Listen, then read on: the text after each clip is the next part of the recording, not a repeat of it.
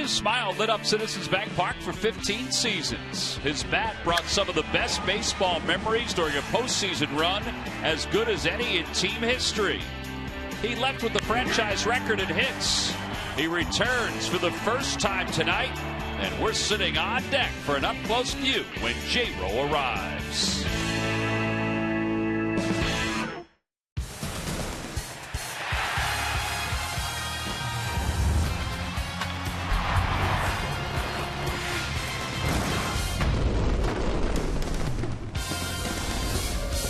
About 90 minutes ago, Jimmy Rollins finished up in the cage here at Citizens Bank Park as he's made his return to Philadelphia. He said in L.A. he wasn't sure what kind of emotions he would feel, but certainly he's always been a fan favorite here in South Philadelphia. It's Jimmy Rollins' return. It's the Phillies and the Los Angeles Dodgers. Game one of a three-game series, and yes, that is where we normally sit to watch a game. It's one of the best vantage points in all of baseball, but now we have upgraded, that's right, to the Diamond Club, right near the on-deck circle with Ben Davis and Matt Stairs. Last year we were out in the outfield, and now we've come a little closer to home plate. Nice to be with you, everybody, on a beautiful night for baseball. And, well, guys, we enjoyed it so much last year, we figured we'd go to a different spot this season. Ben, we're pretty close to where you made your living for a long time behind the plate. It is a very unique perspective from here, and you realize that, it brings me back. It's been quite a few years for me personally, but you look at it, I mean, that's where I did my work. That was my office, so to speak. So getting this close to the game again, realize how fast the game is, how quick the pitches are coming in, and how fast they're leaving the bat. It'll take me back. It'll be a nice vantage point this evening. Well, and Matt, you know a little bit more than we do what it's like to walk out of that dugout, get to that on-deck circle, and then eventually get to home plate to hits. Yeah, that was where Ben did his work. Yeah. That's where I did my work. That's where I prepared to, face either the 8th or 9th inning guy, the Broxtons, the Mariano Rivera's.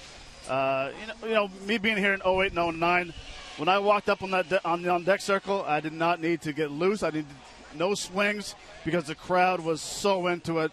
It was electric, and I was looking forward to that spot of walking from there to home plate. And one, maybe trying to be the hero, or two, if I strike out, these shoulders are strong enough, I'll always get you tomorrow. Well, and the atmosphere has always been great here at Citizens Bank Park, and we're expecting it to be great again here tonight because of the return of Jimmy Rollins. Yep, that was when he was smiling with his ring. That was when he was smiling in Los Angeles. And this is when we were smiling last year out in center field. You never know what's going to happen. Lineups at first pitch when we return.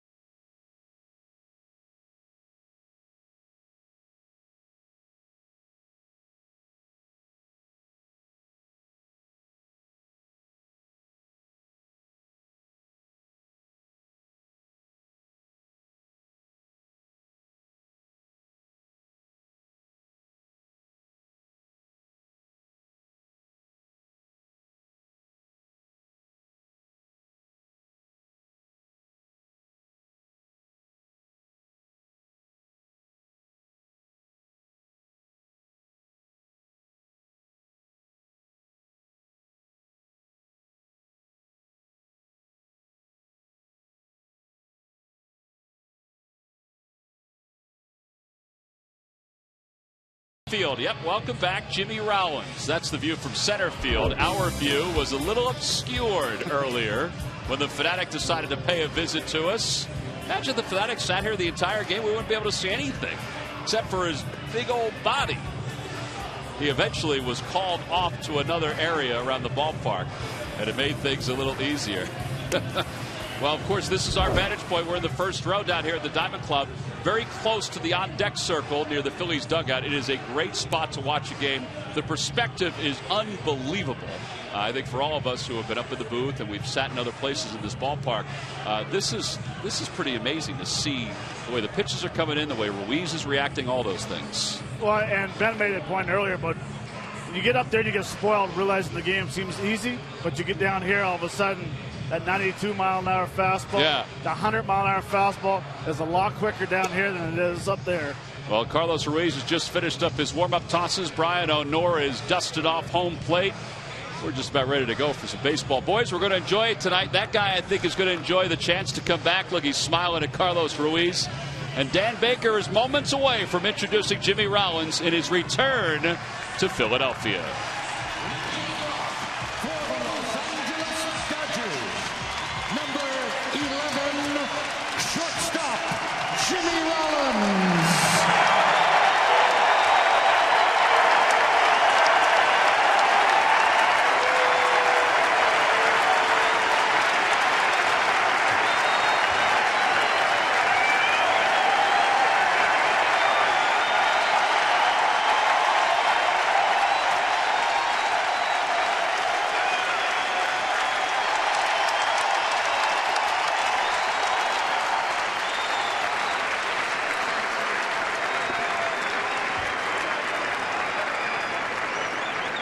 Well, he said it was just another game. I'm sure his legs are a little wobbly. The first pitch of the night in there for a strike. We're underway.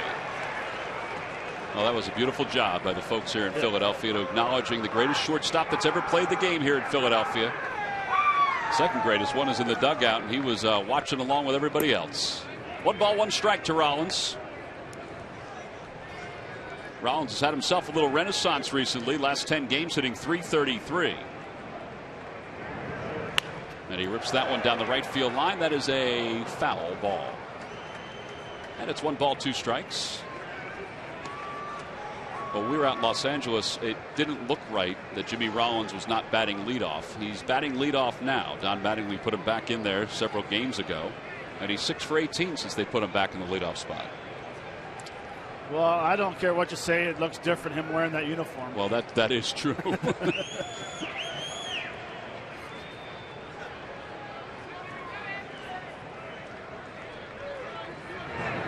Fastball outside. 2 balls and 2 strikes to Rollins. Was very nice to the fans, though, and rightfully so. I mean, he deserves it. This is where his bread was buttered for a lot of years. Lifetime .279 hitter here at Citizens Bank Park. Breaking ball, cut out and missed, and Rollins is struck out. 1 away here in the top of the first inning.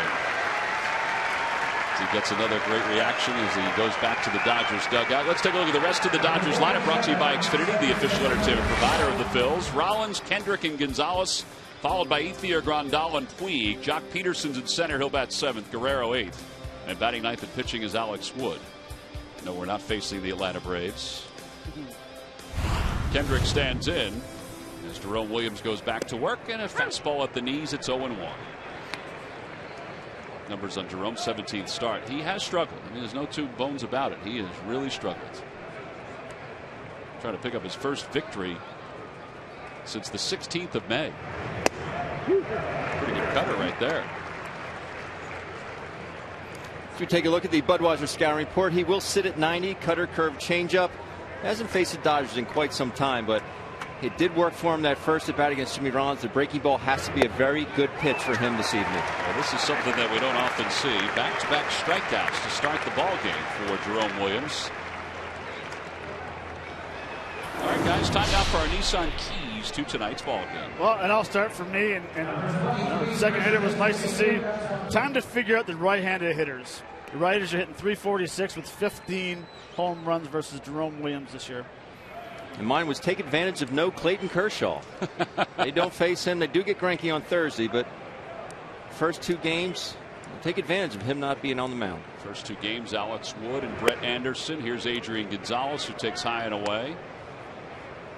Gonzalez was 1 for 10 in the most recent series, a sweep for the Dodgers, but his numbers since the break have been just outstanding.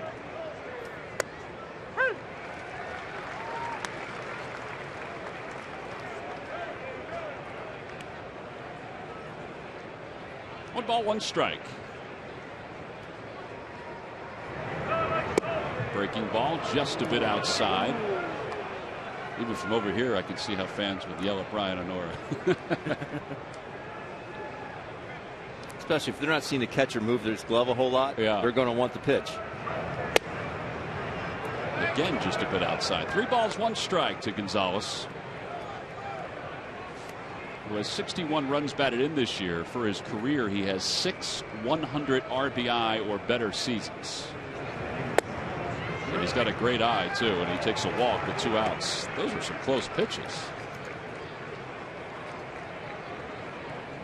So the first walk issued by Jerome. And here comes Andre Ethier. It's not necessarily the worst thing that could happen there, walking Adrian Peterson. Adrian Gonzalez. It's just not. Guy is very, very good. Ben, listen, I don't know a whole lot about Adrian Peterson's baseball skills, but I don't want to put him on the base paths. Where did that come from? I don't know. Is it because of football camp starting? Football starting, Is that why you were late for the meeting today, your football fantasy draft? No. No balls and 1 strike to Ethier. Ethier, 275 since the All-Star break with a couple of home runs.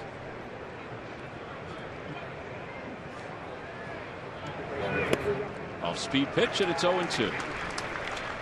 Combining Jock Peterson and Adrian Gonzalez. I think that's what it was. It's a good enough excuse, right? I don't know. The other one was funnier. And we've all done it. Many times.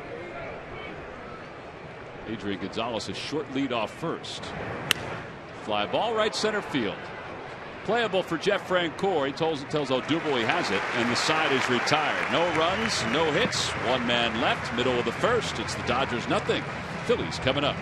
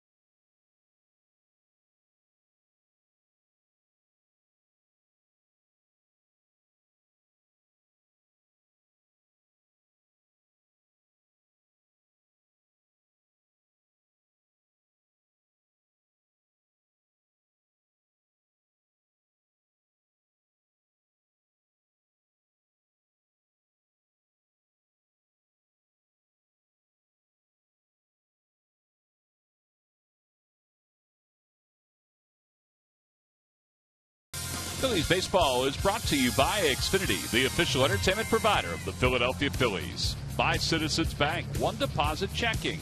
Keeping things simple is helping you bank better. By Toyota, where will Toyota take you? Visit buyattoyota.com to find out. Toyota, let's go places. By Budweiser, make a plan to make it home. And by Independence Blue Cross, live fearless. Learn more at IBX.com. Back inside Citizens Bank Park, let's take a look at the Phillies lineup, brought to you by Xfinity, the official entertainment provider of the Philadelphia Phillies. Hernandez, Herrera, and Franco, followed by Francoeur, Howard, and Rupp. For the bottom third of Galvis, Ruiz, and Jerome Williams. 24-year-old left-hander Alex Wood making his Dodger debut, and he's greeted by Hernandez, who sends one in the air to center field, and it's a one-hop off the wall. Cesar's on his way to second, and he'll stop there. A leadoff double on the first pitch. That's a 5-game hitting streak for Cesar Hernandez. If it feels good, do it. Is that the epitome of an ambush there, Matt? Yeah. Not many chances to see what's going to go on after this pitch. Probably first pitch fastballs down the middle are out of the question, but a very nice swing, driving the ball to deep left center. Well, that ball came off the bat hot. Good backspin, good carry on the ball. Well, guys, the Phillies are 12-3 since the All-Star break, and one of the reasons why they've been successful is they've been able to jump out early. So they've got a chance to possibly jump out early here in the bottom of the first. Well, it's a perfect situation. You have a lefty on the mound. Ferrer decides he wanted to lay a bunt down. He could drag a bunt towards second base, try to get a base hit. But the key is to get Hernandez to third, especially in the first inning. Well, he squares, it bunts it foul, and it's 0-1. Odubel Herrera 6 for 17 in the series before this. That 4-game set against the Braves. Maikel Franco's in the on-deck circle. See, I'm not a big fan of that play, to be honest with you. You want to go for it? Giving yourself up. He's already in scoring position. It's the first inning. Maybe you can trade places with him. Go up and hit a double your own. Later in the ball game, yes. You do everything in your power to advance him. 0-2. Lucky McDonald's Phillies home run jackpot contestant is Angela Biscardi of Mays Landing. Phillies hit a home run in today's ball game, then Angela will win $200. Good luck, Angela.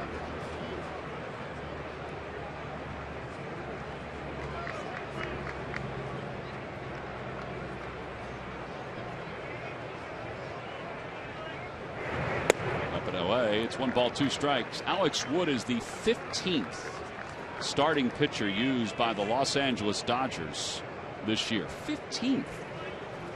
7-6 with a 3.54 ERA, making his Dodger debut over from the Atlanta Braves organization. This is the 4th time he has faced the Phillies this year. Chopper foul. Ben, let's get foul balls out of the way here. If there's one that you can reach over and grab, are you going to try to grab it? Probably not. You're not? Well, we'll see. We'll see. It depends on how hard it's hit. Now, you did bring your glove, your catcher's mitt. I did. It's behind me. So pop-ups? Pop-ups, I will throw it on. Can't guarantee I'll catch it, though. No, you're going to catch it.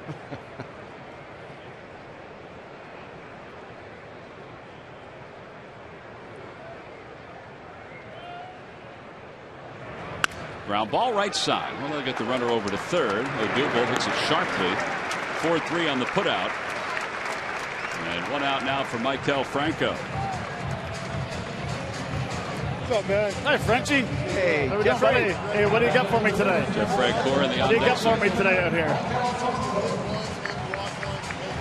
Going to try to get hit once and maybe walk once. I'm trying to flare one in, he said.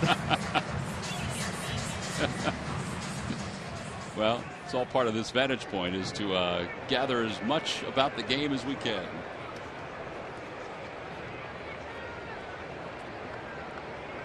Franco's hit in 5 straight ball games, 5 for 16 against the Braves. Takes one at the knees. It's 0-1.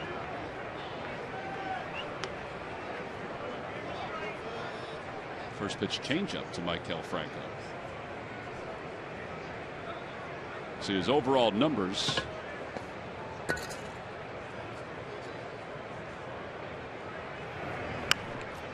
That one's back over our heads.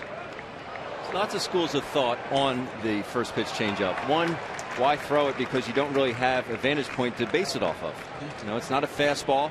You really don't know. You just think it looks good and hit it. The Budweiser scouting report on Alex Wood. 3-pitch pitcher, average velocity 89.3, and righties are hitting 297 with 8 home runs. Versus lefties hitting 255 with a goose egg. No home runs. Well, he was part of that 13-player trade involving the Dodgers, the Braves, and the Marlins. He said that a week before that he told his agent, if I have to go anywhere, if they're going to trade me, I'd like to go to Los Angeles. On the inside corner, Franco's down looking. So 2 outs. And the first strikeout for Alex Wood. Fastball here in the inside corner. Good pitch. A little two-seam that runs back. See Franco kind of give up on it a little bit. Runs back over the plate for a strike. I think what got him too was it was a quick pitch, like a little slide step. Yeah. Threw his timing off some. Francoeur was 1 for 2 in the series against the Braves. Now, these two guys trained together during the offseason, so they know each other pretty well. In fact, the last time the Phillies faced the Braves, Francoeur made sure to remind Alex Wood that he is a lefty, and because of that, Francoeur would be in the lineup when facing the Phillies. Hits one back toward the middle, off the glove of Wood, picked up by Rollins, throws to first, just in time to get Jeff. And the side is retired. 1-6-3 on the putout. No runs, 1 hit, and 1 man left in scoring position. On to the second here in Philadelphia.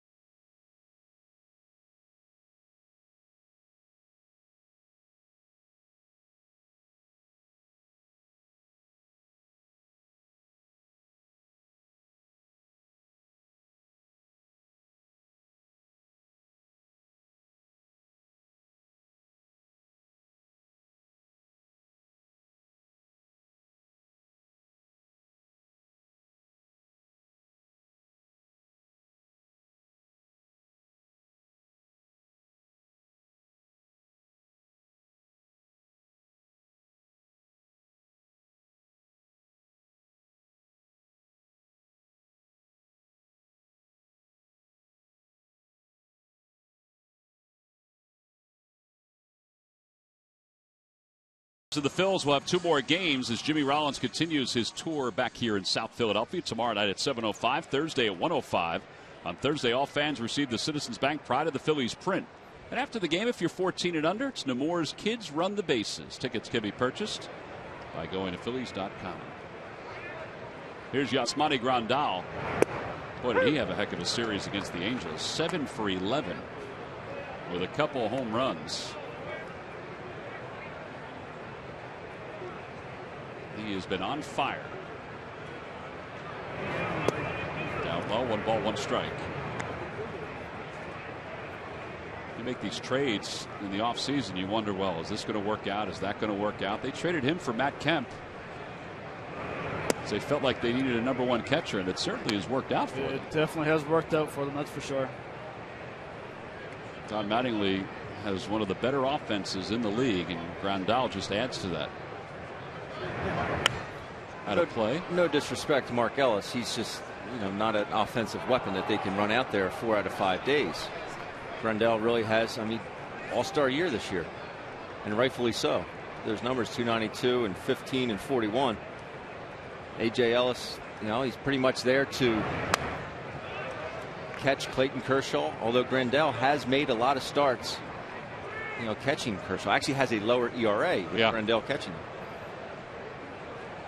Well, he was an all-star this year. He's tied his career high in home runs with 15. And he takes low, 3-2.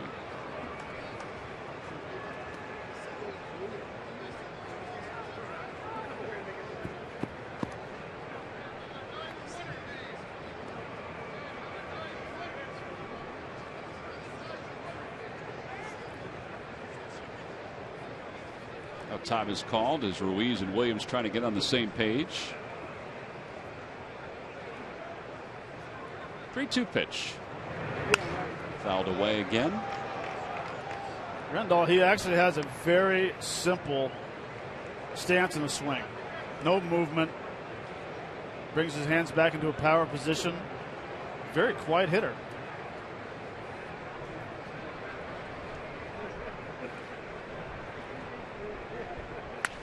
Over to first on one hop to Ryan Howard. So Jerome wins the battle here in the top of the second. And with one away, as Williams goes back to the mound, Yasiel Puig will be the hitter. Well, guys, we've had one inning and one out so far. I love watching the pitches down here. I don't know what your observations. You guys have been down here before as players, but just to sit and watch as a fan, sort of refreshing your memory. What stands out? How hard it is to hit a baseball. How big this guy is right here. Oh, Junkins. I think I've been away from the game about 4 years now, and it's nice to come back here and like Ben said, how quick the pitch actually gets in there. I agree with that. And how hard it is to hit. Yeah, you have two guys here that are topping out, what, 91, 92? Yeah. You can only imagine what it's going to be like later in the game when, let's say, hopefully Giles comes in. A Giles or a Kenley Jansen or somebody like that that's throwing the upper 90s. 2 balls, no strikes to Puig. And he takes a strike, 2-1. That was the cutter from Jerome.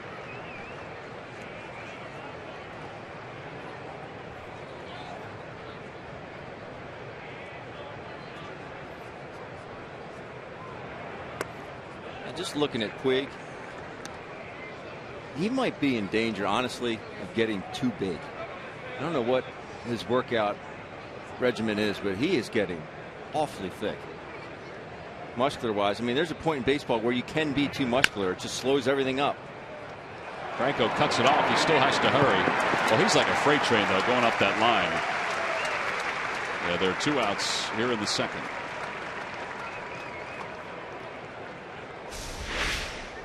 Good pitch. Sinker made him chop at it. But like you said, Franco had to get up there and throw a missile across there. Look how quick he's getting down the line. Tom, you put a football in his hand and put a helmet on him. Good luck tackling him. Seriously. Put skates on him and some shoulder pads. He'd destroy the inboards. I don't know if he'd be able to turn left or right. Well, here's Jock Peterson. Good luck on the forecheck, right? Get it in deep. Dump the puck in. Dump and chase. First pitch to Peterson, a fastball that's low. 1 ball, no strikes. I want to talk about somebody who swings hard.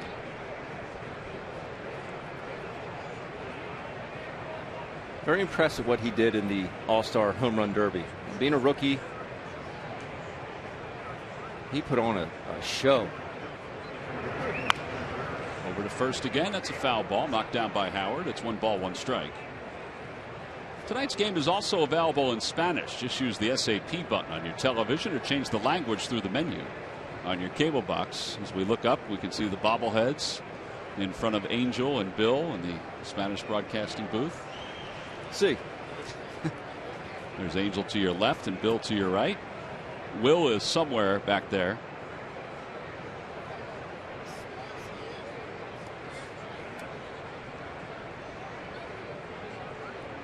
One ball, 1 strike to Peterson.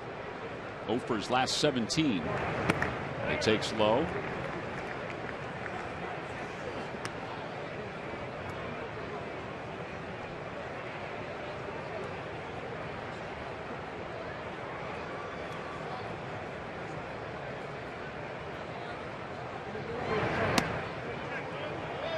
They appeal. From here, it did not look like he went. And we have a very good angle. can't get over how straight the third base fair line is. It's so you know straight. What? It is pretty straight. You know, there's a science to it, Ben. Apparently.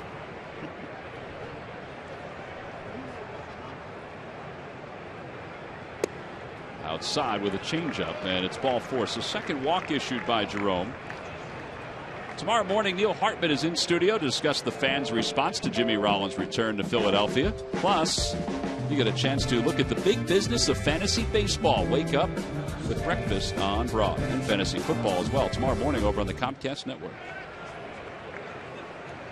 I'd really disagree with that 3-1 changeup there. I was surprised with that 3-1 changeup. He's been stuck on 20 in the first half. I think he has 1 in the second. 0 for his last 17. And, you know, it's the second inning. It's 0-0. If he goes up top on you, so be it. But still try and make your pitch. 3-1 changeup. You know, this guy's got 11 homers. Guerrero does. He's got some sneaky pop. He's playing third base for the injured Justin Turner. Turner is out with an infection to his leg. See, Ben Carlos was just throwing that ball out. That's where you have to stand up and ask for the baseball. Hey, Pete, can I get a ball? Yeah. That's what you need to do before the end of the game. Somehow you have to get somebody to throw you a baseball. And it can't be Angel, who's sitting next to you, our authenticator for tonight.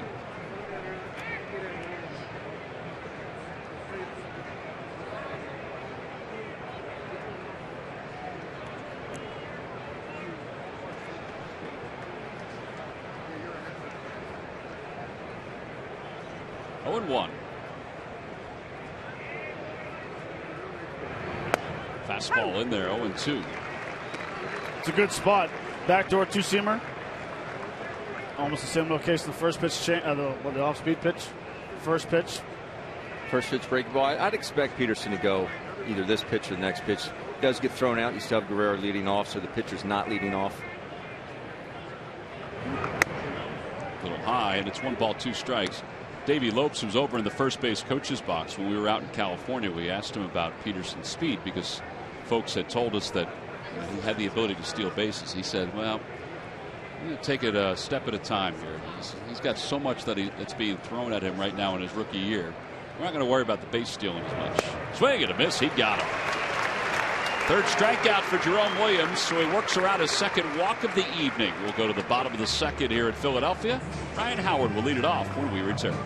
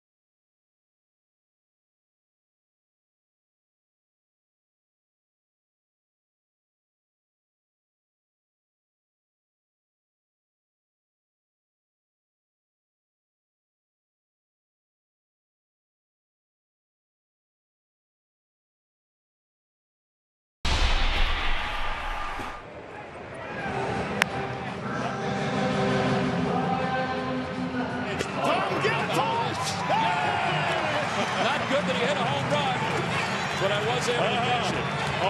Hold on. We got to throw it back.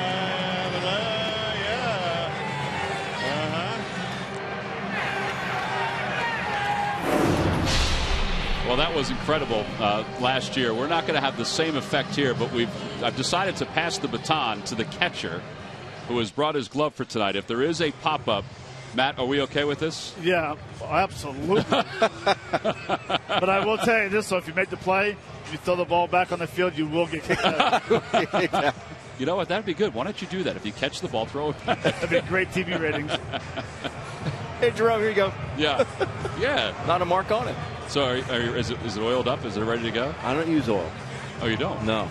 Is it shaving creamed up? Is it all ready to go? Abilene. Is it Abilened up? Is it all ready to go? It's a little dry. My buddy just had to borrow it for an adult league game. So oh, okay. Just got it back today. Well, Ryan Howard will lead things off as we go to the bottom of the second. It'll be Howard, Darren Ruff, Freddie Galvis.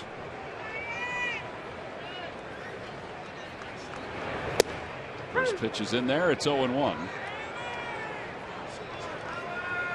Howard last 28 days, 344 with 4 home runs and 19 runs batted in.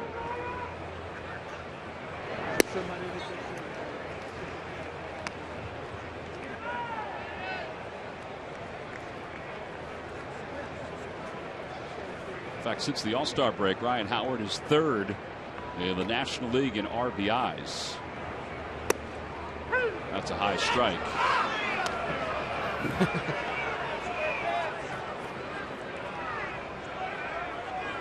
One ball and 2 strikes.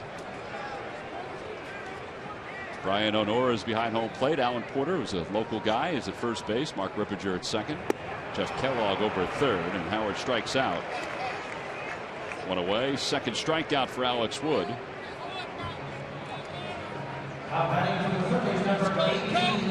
Oh, really? I don't think we've ever seen a vendor with an earpiece. It's about time he did something. Yeah, really. We've been carrying him for 2 years. About time. About time you earned some money. I am thirsty. I figured you guys were taking my gig out here in the stands. I needed to find a new one. So, yeah, enjoy. Thanks, Murph. Jimmy? Murph, do you have change for a 20 by chance? I'll take the whole thing. I'll take the whole thing. Who needs water? Enjoy, guys. Enjoy. You see how cheap they were? What do you want? Grab one. That's awful nice of him. Is that all he's going to do for the whole night? Probably. Darren Ruff hits one back through the middle. A base hit. It's a 1-out single. Murph always did want to be an actor. I think Murph's just jealous because our legs look really good in these shorts and he has to wear pants. He's got his trousers on. His Pima cotton trousers? 100%. Yeah, I do. Murph, what kind of bill are you going to have to foot here? That's all right. Yeah? It's on me tonight. It's good. It's nice to see Murph buying a drink for once. McHale's Navy, huh? Here we go. I'm not sure if that's what they want, though, Murph. Ice cold Coke. Well, that's what they're getting. Hey, Murph, can I have a Diet Coke, please? I'll be back. There's Freddie Galvis. Galvis takes a strike. It's 0-1. We'll have to come back. Hey, Murph. Murph, L.A. is asking for something up in the radio booth also. I'll get him something. Yeah. Sure. I'm sold out. I'm sold out, folks. Enjoy the game. Is it technically being sold out when you're giving it all away? Good point. Or are you just out? Freddie Galvis batting right-handed against the lefty Alex Wood. 6 for 15 in the series against the Braves. Outside, 1 ball, 1 strike. We're getting some good reactions from the players as they come out on deck. Yeah. Darren Ruff said, "Stay behind the net." It's a very good suggestion. Freddie came out and looked at us as to be, "What are you doing here?"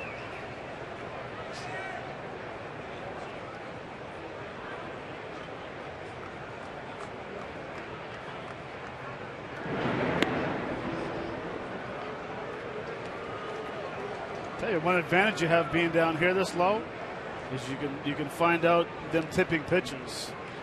Ben, you're an expert at that as well. Mm-hmm. We can check out. We can see what they're going to throw, when they're going to throw to second or first base.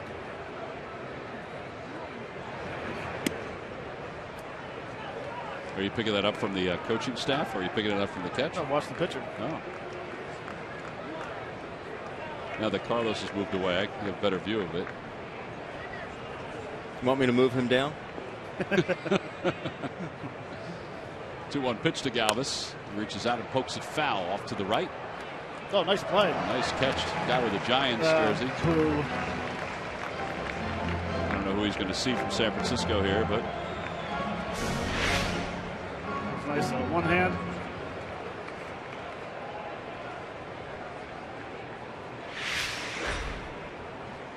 Dodgers do lead the Giants by 3 games in the National League West.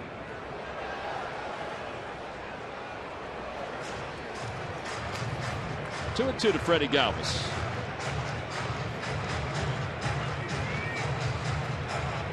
Freddie got off to such a hot start. He didn't sustain it. His average obviously kept on dipping. But now over the last 30 days, he's hitting .321.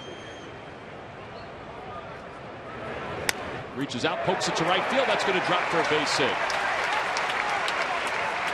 Ruff goes to second. No chance that he was going to test Puig's arm on that. So the Phillies have 2 on with 1 out, and here's Carlos Ruiz. It's an impressive at bat there by Freddie, and the fact that the pitch before is the same pitch he struck out Maikel Franco on. Freddie did enough just to get a piece of the bat on it, foul it off, and then you could see how good a job of hitting that was right there. You could see how far off the ground this ball is.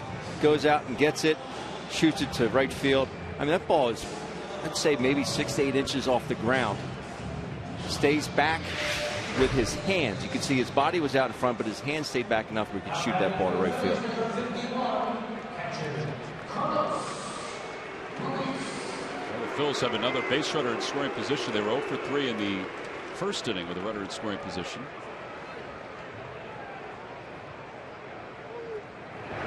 Carlos takes outside. 1 ball, no strikes.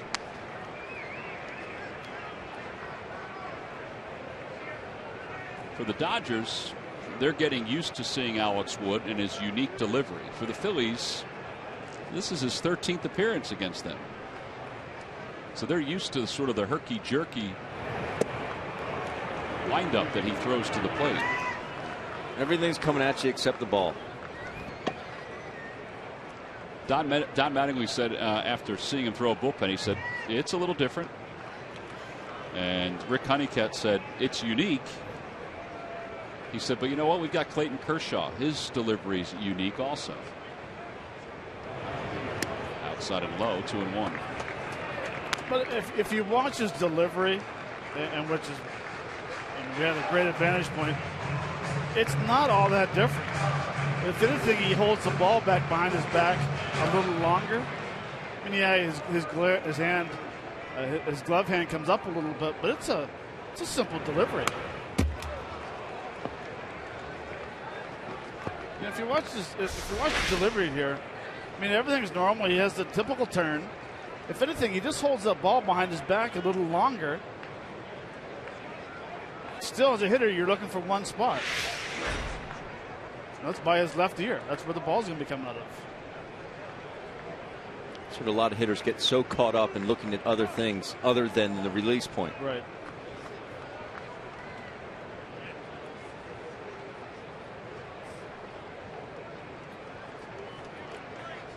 Tell you what, that cold breeze coming up from the dugout feels good. The air conditioning from the clubhouse really does.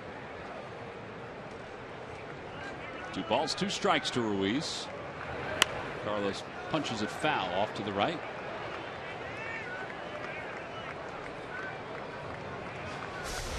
It's the last foul ball from Ruiz. You all right? Yeah, I thought it was going to pop over the screen. I thought we were going to be able to catch it. You really want a souvenir, don't you? See, I was ready for it. You guys weren't even paying attention.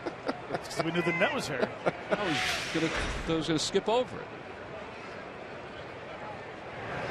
Over to third. We'll go around the horn. And a double play. 5-4-3, and the Phils are retired here in the second. No runs, 2 hits, and 1 man left in scoring position. We've played our first 2 here in Philadelphia.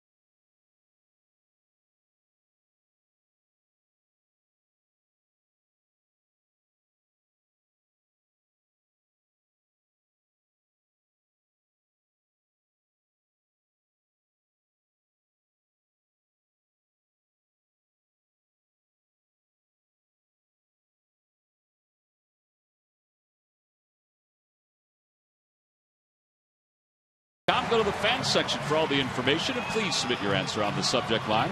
All right, guys, here's the question. Who are the 4 players besides Jimmy Rollins with 2,000 hits, 350 stolen bases, and 150 home runs for one team? Answer will be revealed in just a little bit. For one team. If you want to ask our friends behind us for hints on that, they might be able to help you out. I mean, it's up to you guys. You don't have to do it. What was the question again? 2,000 hits. 2,000 hits. 150 home runs and 350 stolen bases. Matt has one answer written down, and I will tell you that it is a correct answer. That's all I'm going to tell you. I'm going to let you keep writing. Here's Alex Wood. He'll lead it off. How many stolen bases? 150. No, 350 or more. That would open up the category even more if it was 150 or 150. First pitch to Wood is up and in. 1 ball, no strikes.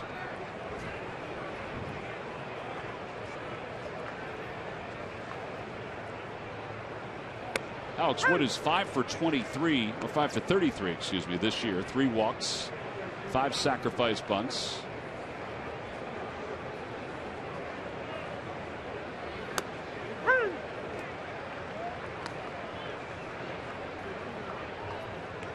Oh no. I could see him in the background already. This is not going to end well. No, it really isn't. Foul ball over toward Rollins. It's almost as if he's Santa Claus, but there are really no gifts that are going to be in there that. All right, well, it's not popcorn. I thought it was going to be popcorn. Outside and low, 2 balls and 2 strikes. It's not popcorn. Whew. They would have been cleaning it up for days. I wouldn't have minded the popcorn. You know, it would have been on you. It is good popcorn here. It is very good popcorn. 3 balls, 2 strikes to Wood. Ooh, a sombrero. Not sure if it's the sun went down. There's a line drive base hit it to left field for Alex Wood. I feel bad for the people behind you. Hey, Herbie, remove the derby. You know what? Looking in his bag, I think it's okay that I'm wearing a sombrero, to be honest with you. Great. Yeah, that's what we like to call them, cowboy bat stairs. It'll be a little easier next time we put the hat on because there's something in there that's very sharp. Oh, I don't know if Ben's hair is prepared for this. This is a. There's a lot of product that's going to be on that. That's just wrong. Yeah, scarlet it is. Now Rollins struck out his first time up. Ground ball past Ryan Howard down the right field line. Alex Wood's on his way to third. Rollins will stop at second. A fan interfered. So it's a ground rule double. 16th double of the year for Jimmy Rollins, and that puts runners on second and third. Well, that brings us to our Geico quote of the day, and it's from Jimmy Rollins returning. At the end of the day, it's just another baseball game. We're here for bigger things. It's about winning and losing, not just me coming back to Philadelphia. We have games to win and games to play. And a hat to take off. And a hat that I can't see. Adrian Gonzalez.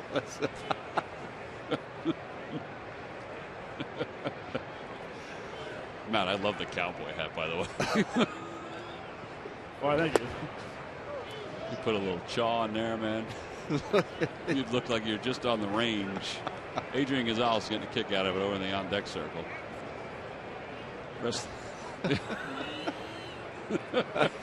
I've had enough myself. I'm going to have to reapply my gel. Yeah, you are. Are these ours to keep now? One ball, no strikes to Howie Kendrick with runners on second and third. Conversation now between Jerome and Carlos. My hat was heavy. How about yours? I think I got a cut up my forehead. You're good.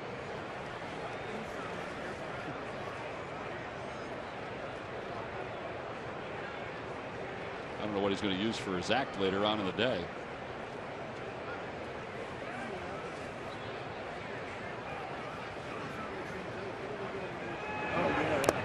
Foul tip, and it's 1 ball, 1 strike. Well, this is an understatement, but this is a big spot right now for Jerome Williams. Top of the 3rd, you've got 2 runners in scoring position after allowing the opposing pitcher to get a hit to start the inning.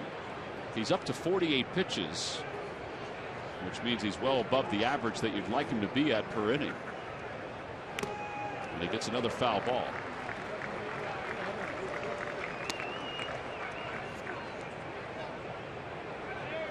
Yeah, on the year, Jerome averages right around 16 pitches per inning. So, if anything you want to do here is let Kendrick hit a ball to the left side. Keep Jimmy at second base.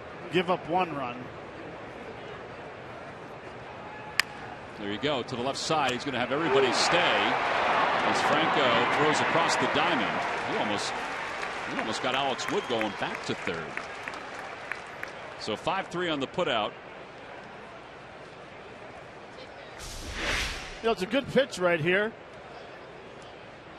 It's not really a force play at 3rd base, but it's a nice job of throwing the pitch inside, not even allowing Kendrick to hit the ball to right field to do his job, to get him over and get him in. That would have been something, though, if he would have tagged him before his foot hit the bag. Yeah, you know, pitcher's not used to being out there. I watched Alex Wood go around second base. He looked like a wounded baby giraffe running around in second. All right, now they're going to have to be careful with Gonzalez. And he fouls the first pitch away. It's a guy who has remarkable numbers with runners in scoring position. It's why he's been successful this year. But his swing and miss percentage with runners in scoring position is 13%. The major league average is close to 25%. Talk about bearing down when there's guys in scoring position.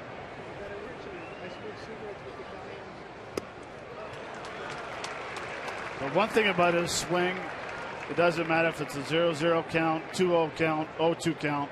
It's always the exact same. Plus, he has the power to left center. It's such a graceful swing. Yeah. There's nothing ever forced in his swing.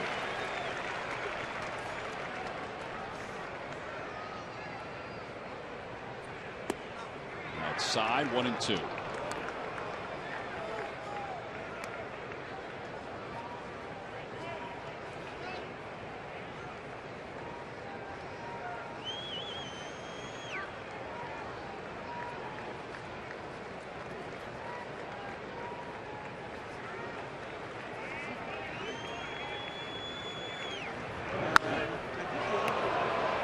Foul. It's a high shot into the second deck.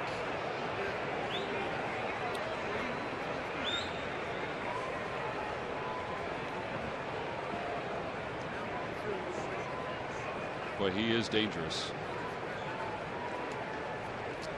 Just that his bat stays through the zone so long. That was a changeup inside that he pulled.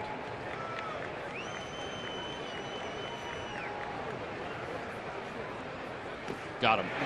That is a remarkable feat right there by Jerome Williams to pick up his 4th strikeout of the night.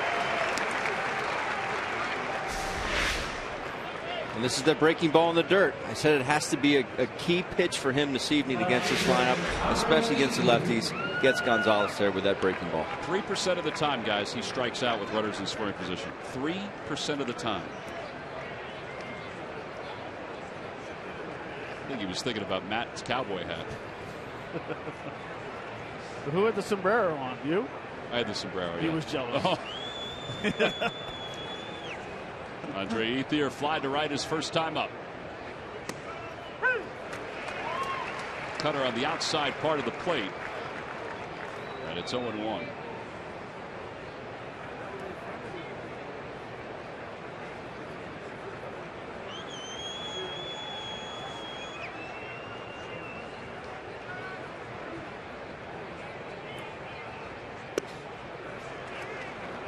The same spot, same pitch, though. Just missed it off the edge.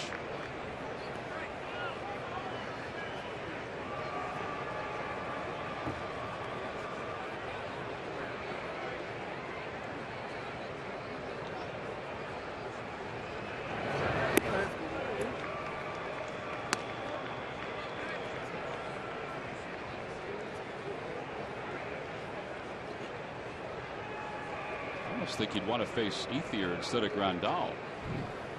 Right now, yes. You get him out in front, his first at bat on a changeup. Over toward first. Ryan Howard stays down on it, and Jerome Williams going to work out of this jam here in the third inning. No runs, 2 hits, and 2 men left in scoring position. Well, sometimes you just got to tip your cap. Jerome Williams, outstanding effort. Same for you, Ben, to get that on top of that gel.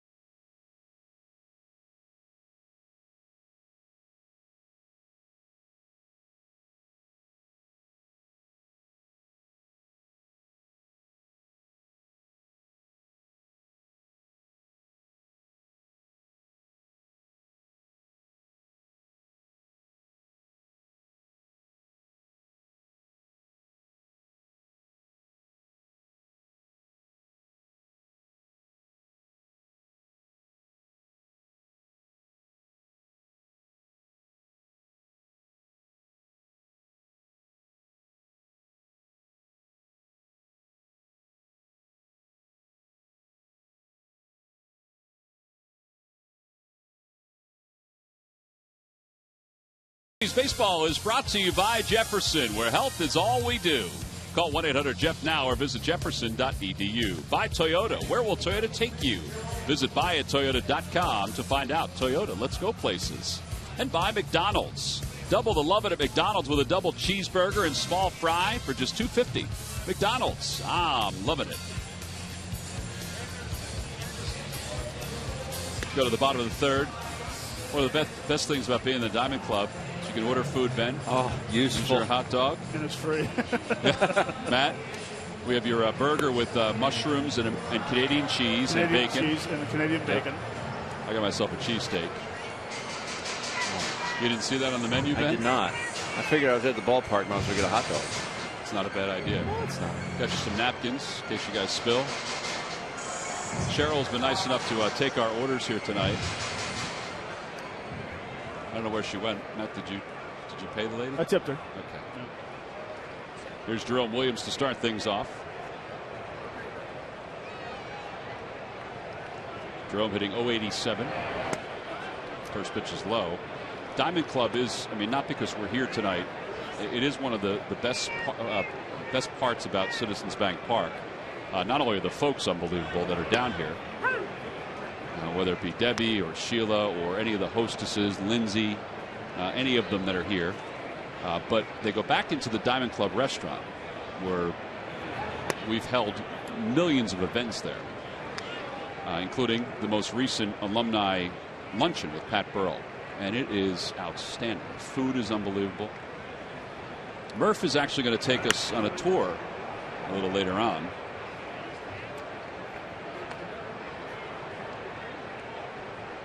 Two balls, 2 strikes. So, Tom, not to interrupt, but yeah. Matt said that he tipped your waitress, huh?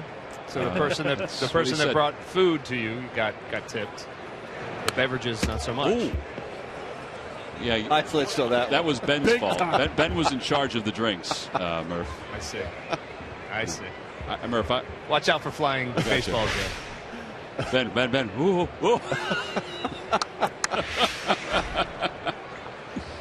Jerome is down on strikes, and there's one away. Murph, by the way, I'm still waiting for my Diet Coke, so. I'll be back.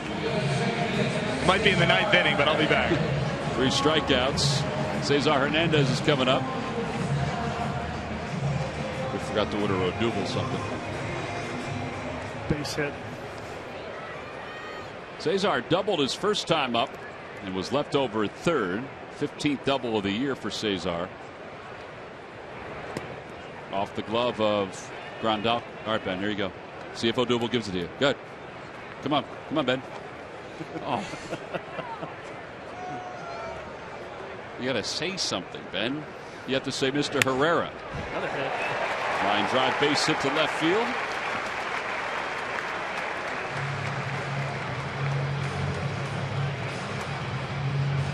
See, Ben, you can block. Should have said something to him. I should have. You really need to get Tom a ball. It's not for me, it's for your collection. My son's BP crate. You know what? Tag, if he was here, he would be able to get us a baseball. Yes, he would. He's gotten quite a few this year. Yeah. It's probably because he's taller than everybody else, but still. They feel bad for it with his cast on his head. All right, so here's Odubel. He grounded out his first time up. See if Cesar challenges Grandal at all.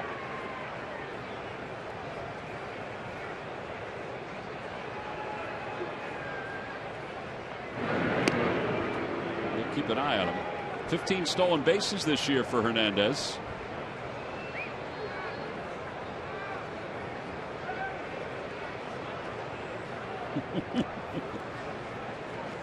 Gotta put the lid back on, keep it warm.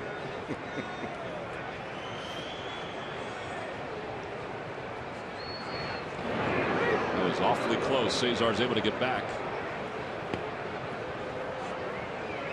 Watching Wood there, that looked like it hurt.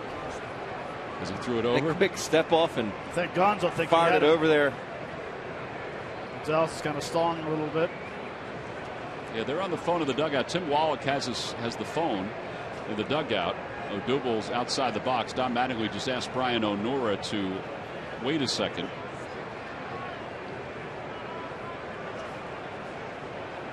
Well, that's a long look by the Dodgers. This is the part of baseball I don't like. Yeah, I think he should have a certain amount of time.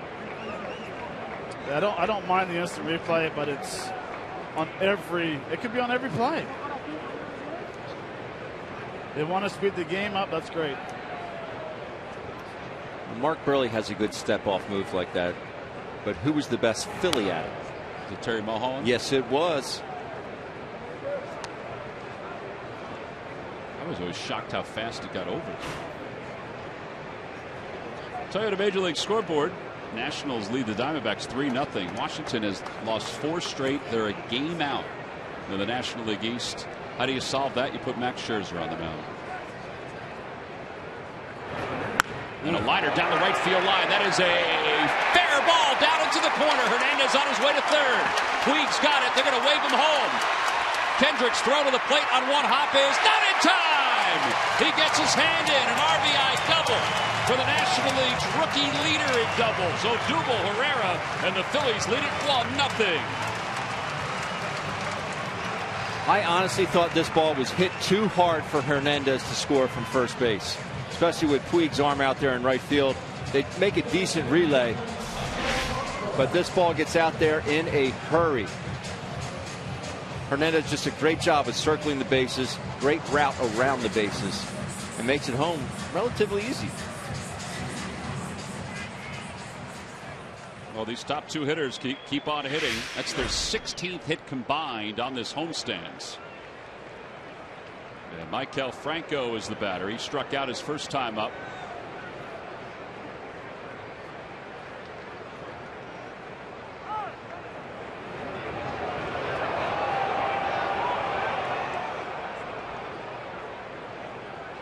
Well, another nice thing too with Hernandez, with Herrera hitting the ball down the right field line is that it stayed fair.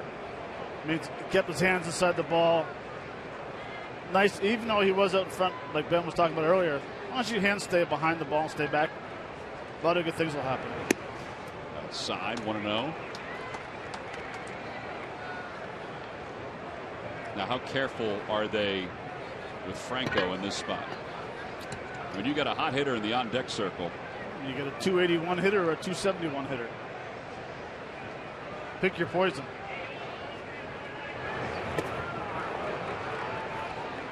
If anything, I think he would be more comfortable facing Franco.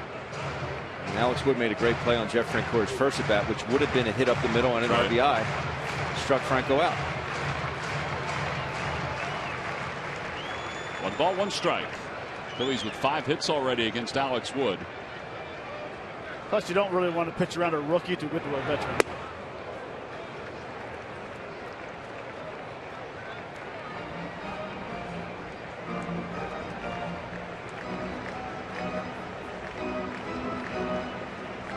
Maikel Franco ranks in the top 5 in a number of categories as far as rookies go. Batting average, he's 4th. Matt Duffy, the Giants, is the leader. OPS, which folks look at an awful lot, he is 2nd among National League rookies. Breaks his bat, lines it to 3rd. Good base running. 2 outs.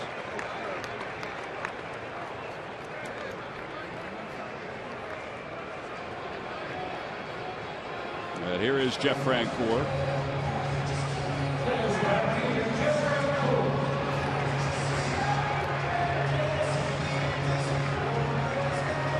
Now this is a situation where you can try to pitch around Frenchie and go with the lefty on lefty next at bat.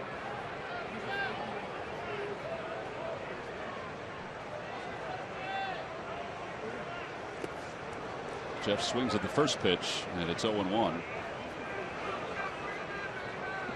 Jeff has to realize the situation here. You know, if this, I know he's a free swinger, to put it mildly, but he's got to look for that one location, that one spot. If it's not there, I'll take a walk here.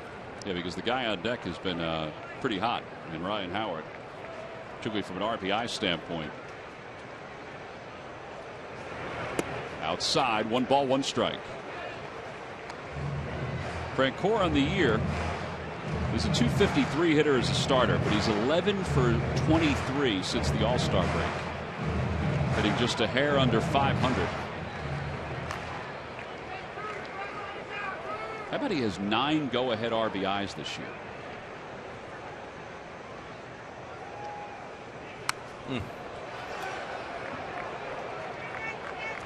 I would believe that. I mean, it seemed like for about a week straight we talked to him every day. A post-game interview with either Murph or you and I and Smitty that one day. Does a lot of things special when he comes off the bench late in the game.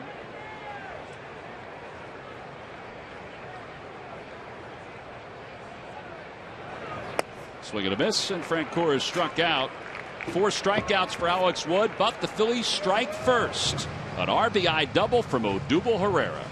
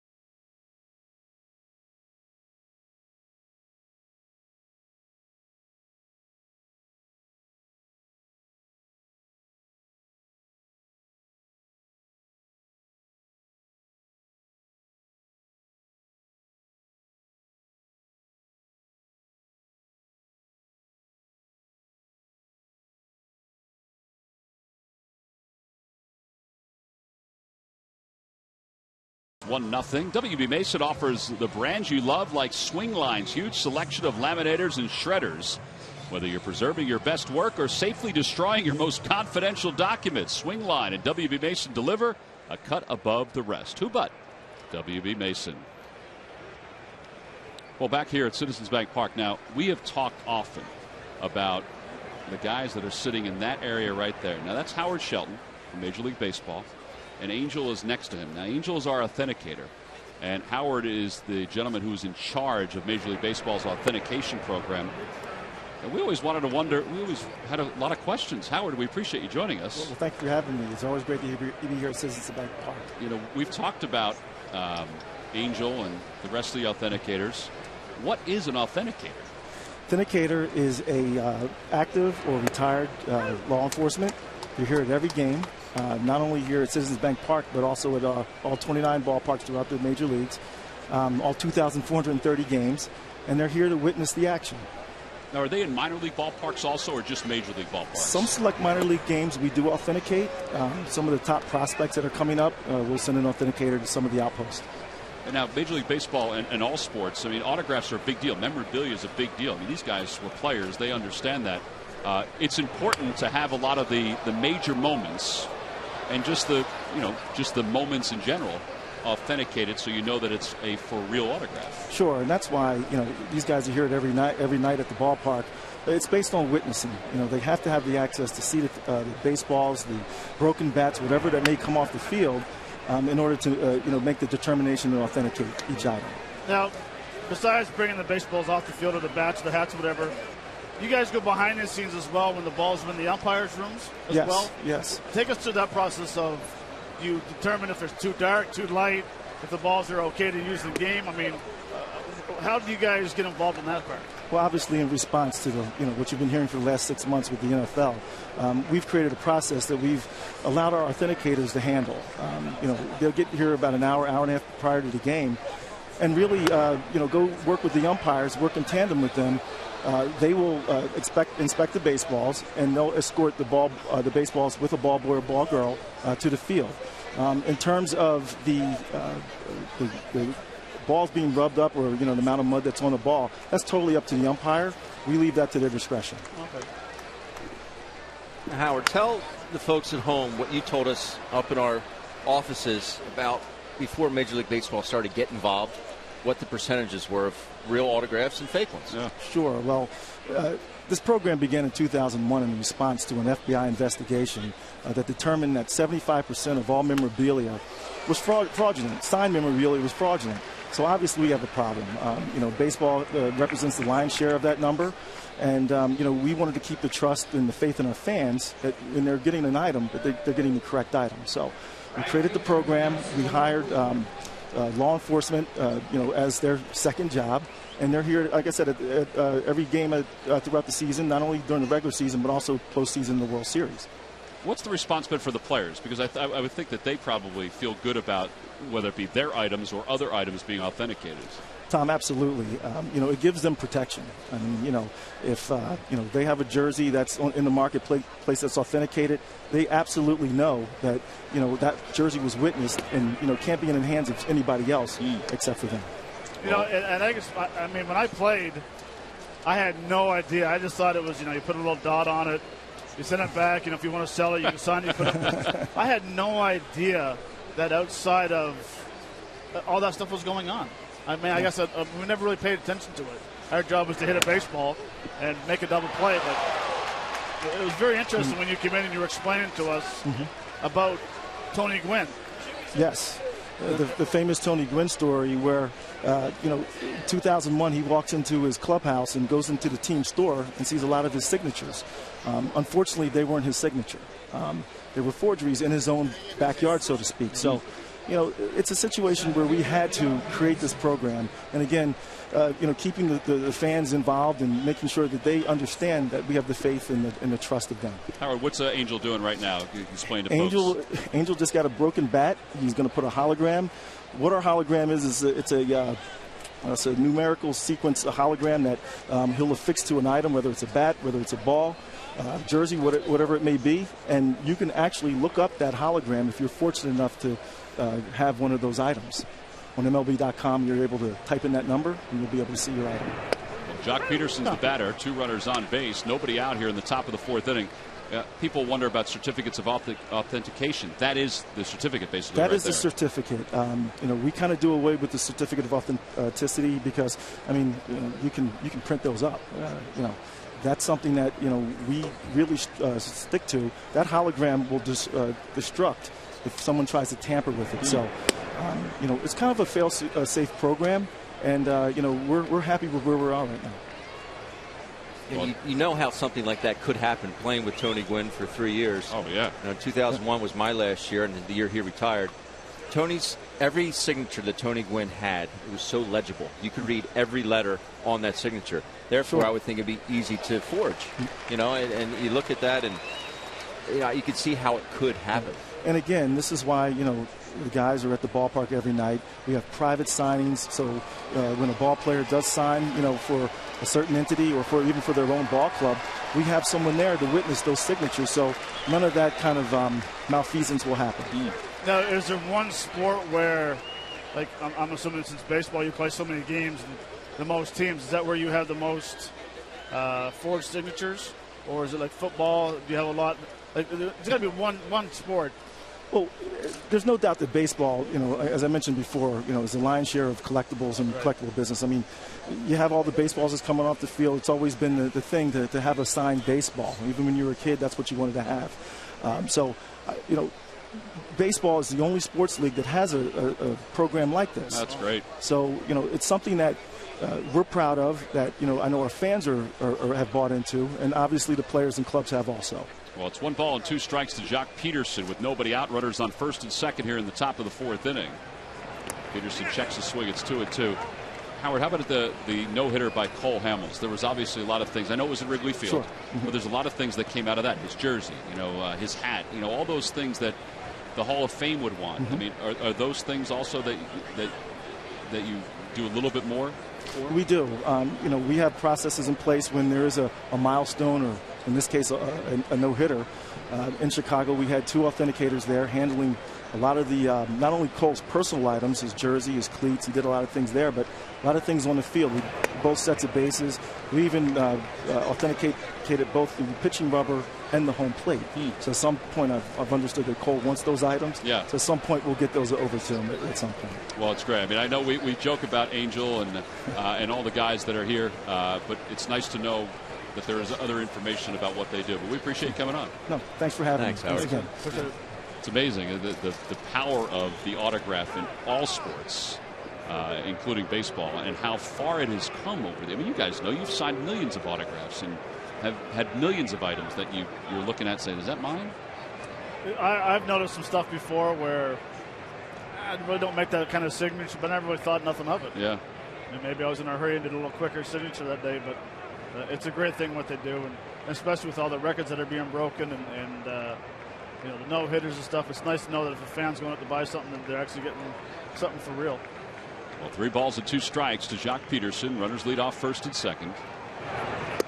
Try to check his swing. Did he go? No. So the bases are now loaded and still nobody out. That is walk number 3 issued by Jerome Williams. Carlos taking a look down at the third base umpire. Now, from our vantage point, it looked like he held his swing on that. Do you guys agree with that? I would agree. No. Chooch thought he went. Yeah, he kept looking down there. Yeah, but all you catchers think that. Take a look. I would say he went. You would say he went? I would. Matt? Nope. I would say his shoulder went. I thought the head of the bat crossed the plate. Well, Brian O'Nora is coming out. Bob McClure is waiting and chatting. Carlos just peeked over.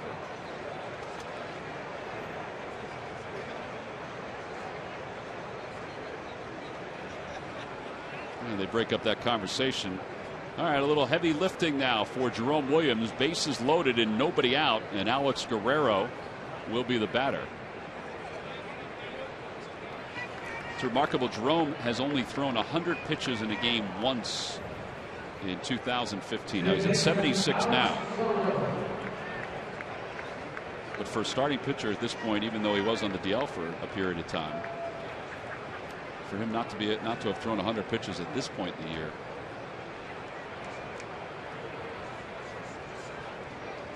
Phillies will set up to try to turn 2. Strike 1. That was a cutter on the outside part of the plate. Double play away.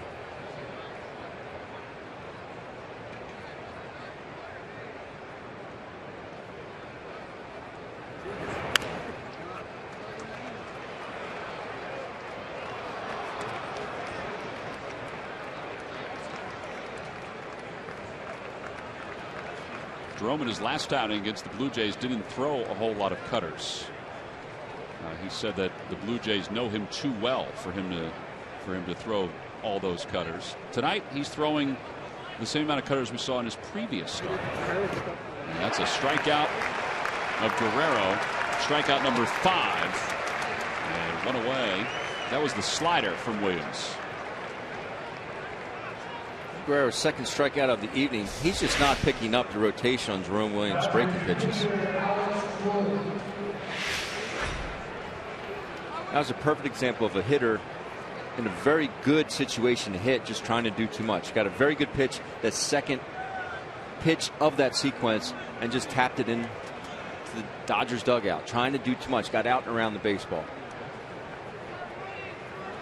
So the runners leading off. They'll set up to turn 2. Wood had a singles last time up, and he hits one toward third. Franco's got it. He's going to go to third, and then across the diamond, and Williams works out of another jam. This time a bases loaded, nobody out jam here in the top of the 4th inning. No runs, 2 hits, 2 men left. Alex Wood with a hot shot. Franco takes care of it. We'll go to the bottom of the 4th with the Phils up 1-0.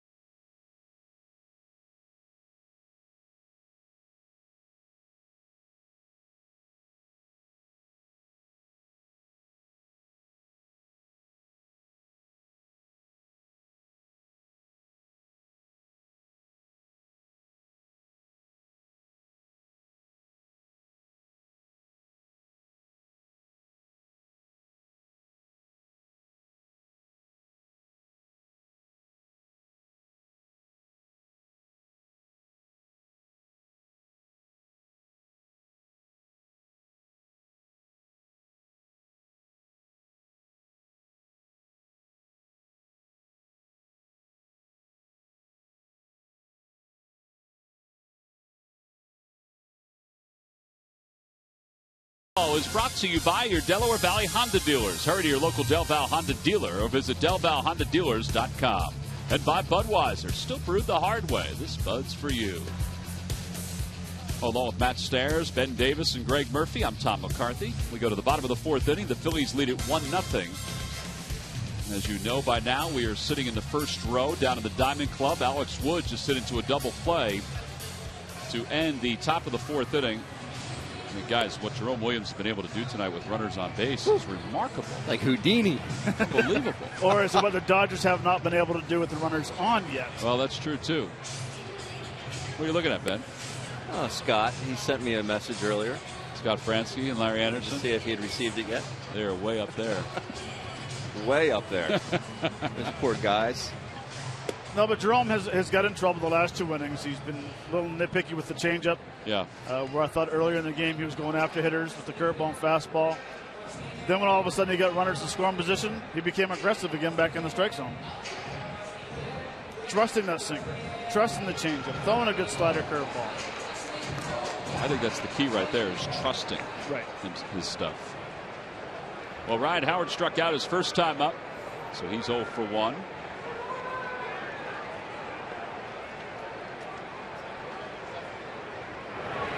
And Howard lines it, caught by Adrian Gonzalez. Just a bit out front of that one. One away. Let's check in with Greg Murphy. Murph. All right, thank you very much, guys. It is that time. We have selected the Data Strong fan photo of the game, and today's photo comes from Mayor Gordo 1111. He says that his father, Dave Kerr, got to celebrate his birthday cheering on the Phils with Calvin of the Galapagos gang. Not bad. All right. Tweet your strongest fan photo to hashtag Philly Photo Data Strong Fan, and you just might see yourself in an upcoming broadcast. All brought to you by the good folks at T-Mobile. Guys, are you still selling goods? Yeah, I've sold out. Had to go back a couple of times. Nice. Yeah, the other fans have been great with the tips. Did you get over it? Not so much there in the front row. I know your arms are a little short, Ben Davis. It's okay. Darren Ruff singled his first time up. Inside, 1 ball, 1 strike. Murph, if you knew how much we had to pay for these seats, yeah, we wouldn't have to worry about tipping. Wow, that's a good point. Because we have Ben, me, Matt, Joe, Christine, and Jimmy Salome, who's enjoying a drink right now on the corner. I mean, we've had to purchase all of these. Well, they certainly are good seats. And Tom, as you mentioned, next inning I will be giving you a brief little tour of the Diamond Club, which is behind you guys, that a lot of folks in Philadelphia maybe have got a chance to see yet. So well, and Murph, we were talking about before, and you'll show us, but it's an unbelievable place to have an event. It is.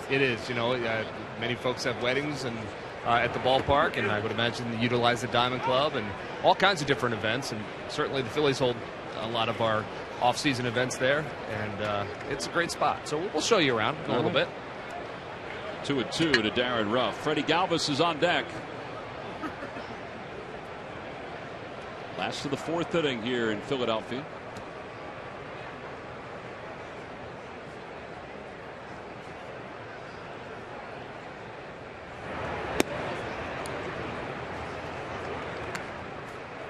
Boy, those pitches are awfully close on the outside part of the plate. I can see where the fans over here, because you talk about high-low, they look like strikes. They do.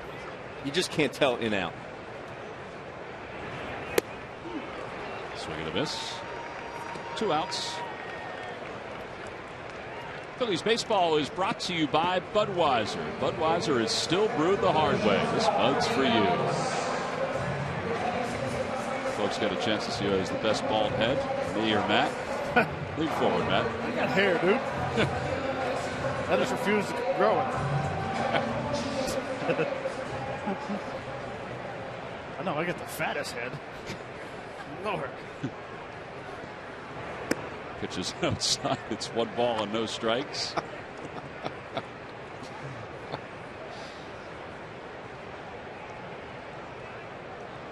Freddie singled his first time up, single to right field. And he lines one caught by Howie Kendrick over at second base. So that goes down as an L4. No runs, no hits. Nobody left here in the bottom of the 4th.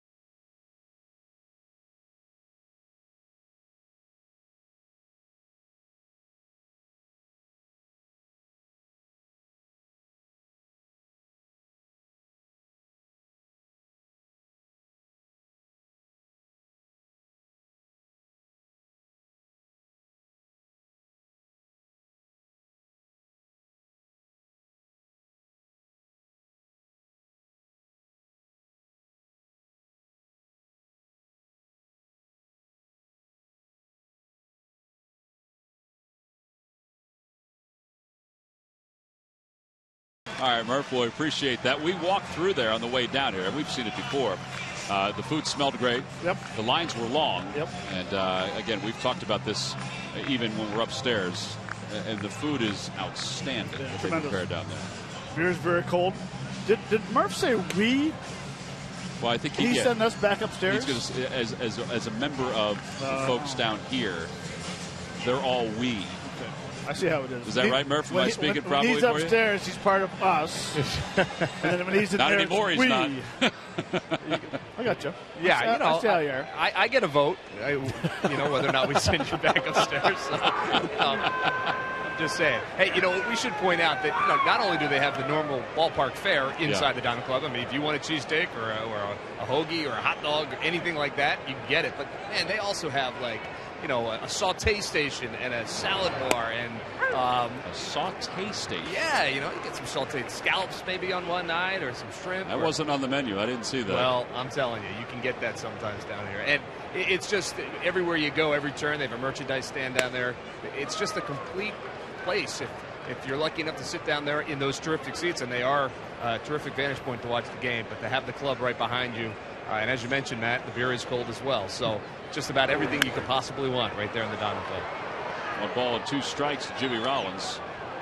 Jimmy, by the way, came up to bat and looked up, and they have his 1987 Metropolitan Oakland Babe Ruth League photo up on the board, and he was laughing as he came to the plate.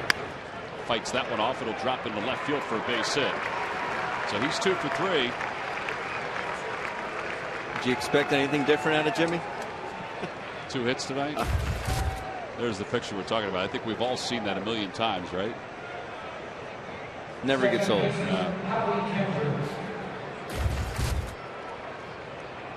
So now he gets a chance to chat with his buddy Ryan Howard.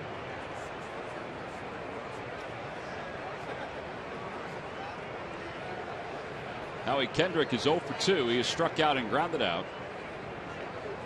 There he goes. Pitch is hit foul. Oh, nice catch. Jimmy got an excellent jump off first.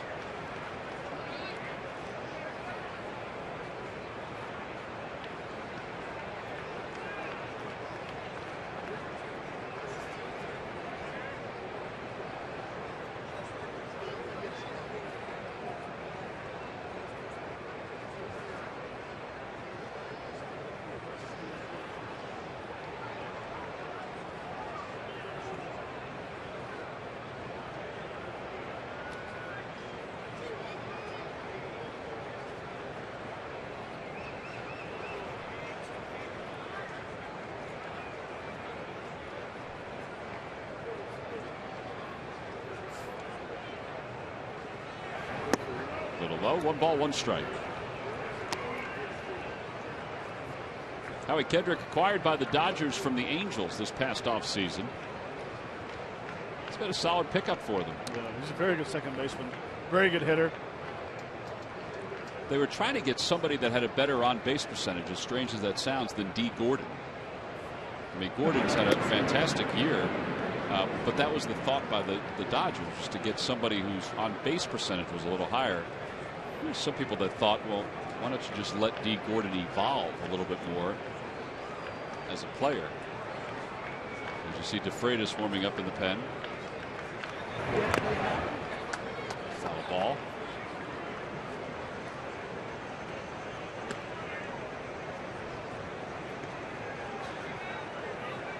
Pitch there just ate him up.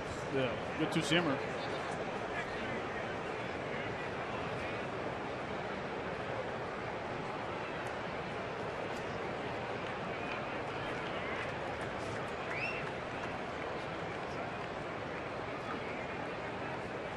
Chopper over toward the hole. Cut off by Franco to second for 1. Over the first. Not in time. So they get the lead runner. That's a really good play by Maikel Franco, as Jimmy Rollins took Cesar out at second base. It's a good play just to get to it, but then to get the lead runner is all that much better. The slow roller, obviously not going to turn 2, especially with Kendrick's speed. You see Franco range a long way to his left to get to that ball.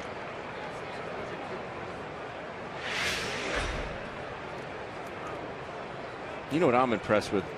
The lights. It's like a day game out here. It's just bright as could be.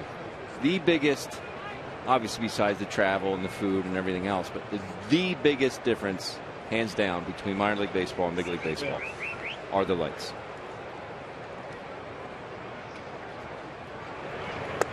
Adrian Gonzalez takes low. It's 1-0. Hardly any shadows out here. You go to a minor league ball game, there's shadows everywhere.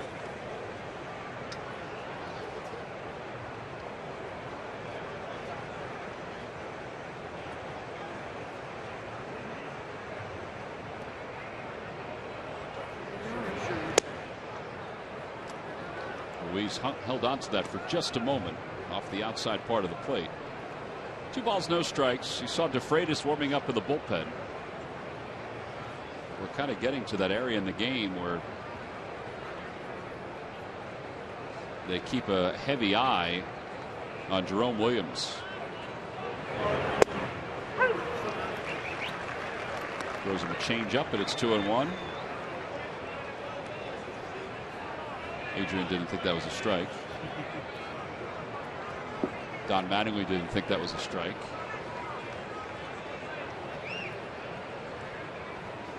It's Rick Honeycutt looking at the pitching matchups.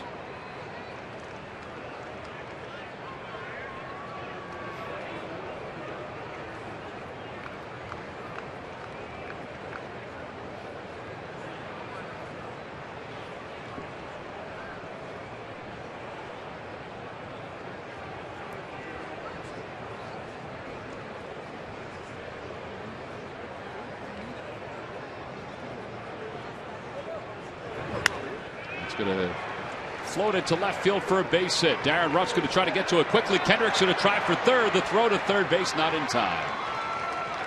Well, that's good base running to have that right in front of you and taking a chance like that. So first and third with 1 man down. And once again, Jerome's in a little bit of trouble now in the 5th. First of all, nice piece of hitting, staying on that ball, hitting the left field. Kendrick coming up, not even hesitating, thinking, as soon as I take that turn to second base, I'm heading to third, and I'll put the pressure on Darren Ruff in left field. You're right there, Tom. That play is right in front of you. And you have the wheels that Kendrick does. Automatic first and third. Yeah, I thought it might have been a tighter play when I saw where Kendrick was and where the ball was. But Darren was a little deeper than I first thought.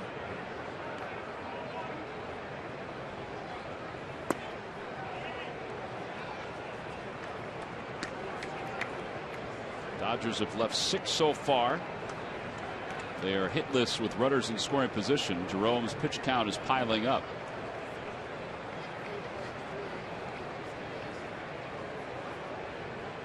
If he gets through this inning, it's going to be his last.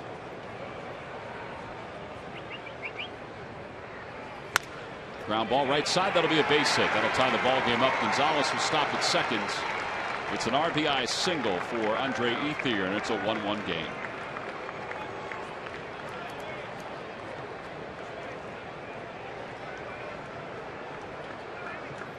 Mike Schmidt always talks about all the advantages a left-handed hitter has. Well, that's probably the biggest one, having that hole open with a man on first base. See Andre just going out there. I mean, it's just a giant gap. Just makes that much more green out there for a hitter. Well, now he's got to go get Grandal because there's only 1 man down.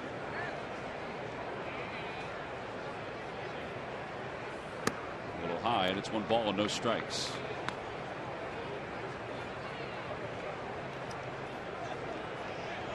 Grandal has singled tonight. He's 1 for 2.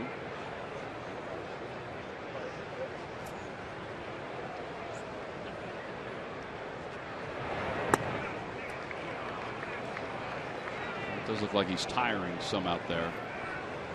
Pitches are starting to get up in the zone a little too much. This is going to wind up being his last batter, I would think, with DeFreitas ready to go out in the bullpen.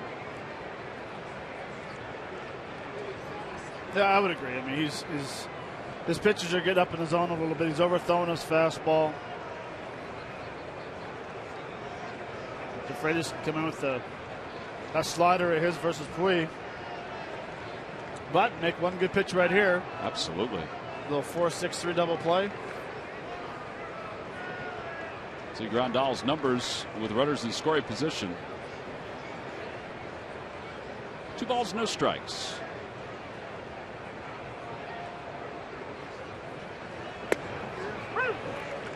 It's a good changeup.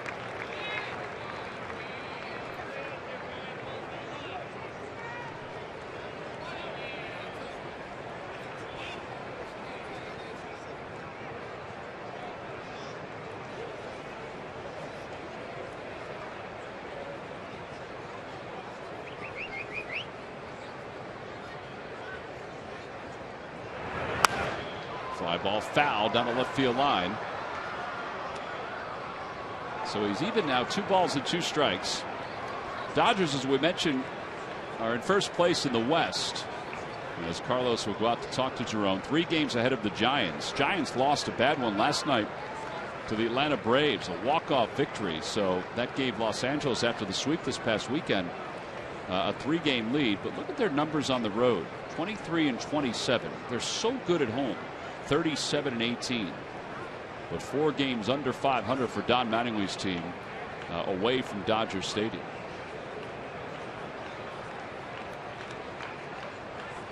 After the meeting on the mound, the 2-2 pitch in the dirt.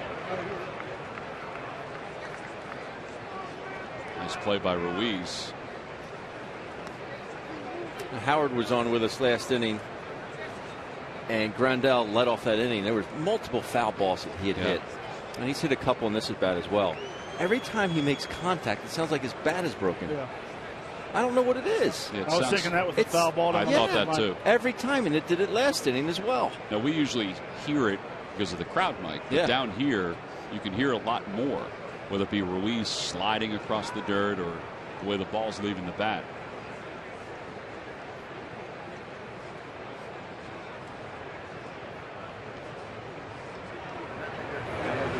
Got him. Right on it. Please. That's what you call snorkel. Sinker. 6 strikeouts. How many times have you taken this swing in your career? Been there, done it way too many times.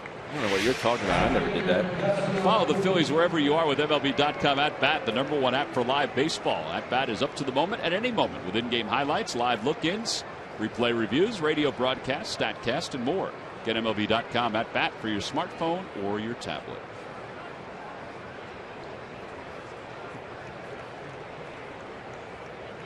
Here is Puig. He singled his last time up. A 1-hopper over the glove of Freddie Galvis at short. Fouls it back. Oh. Ball was coming in hot.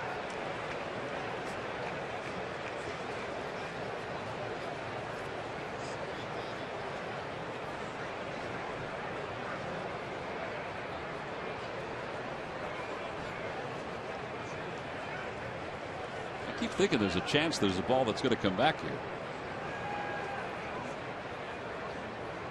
0-1.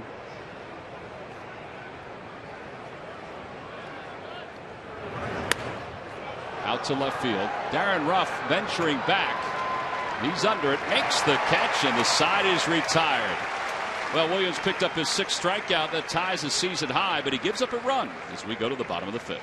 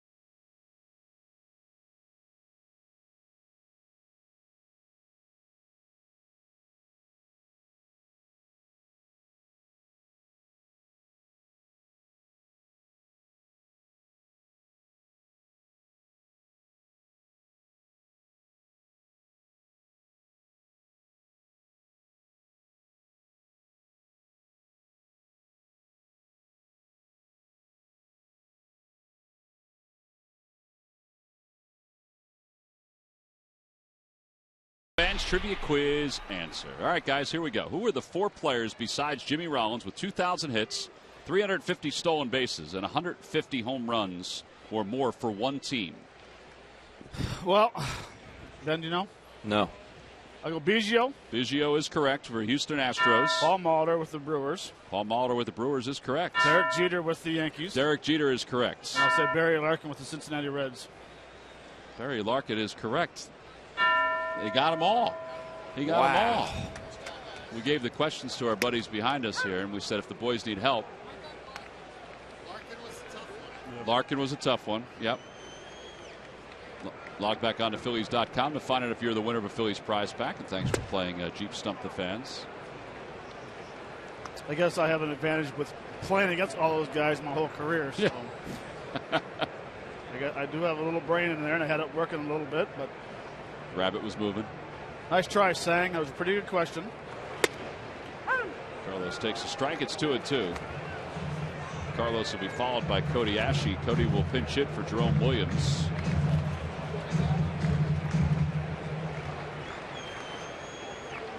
Two balls, 2 strikes.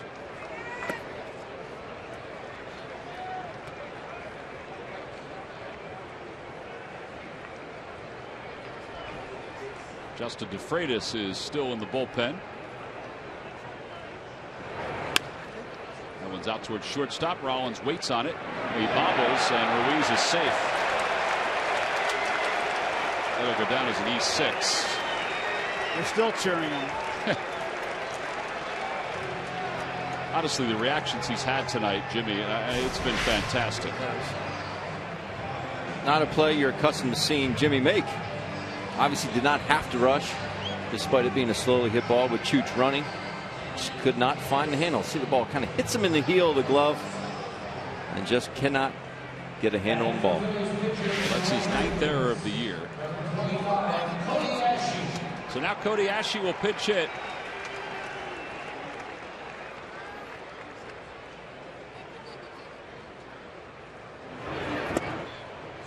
One ball, no strikes.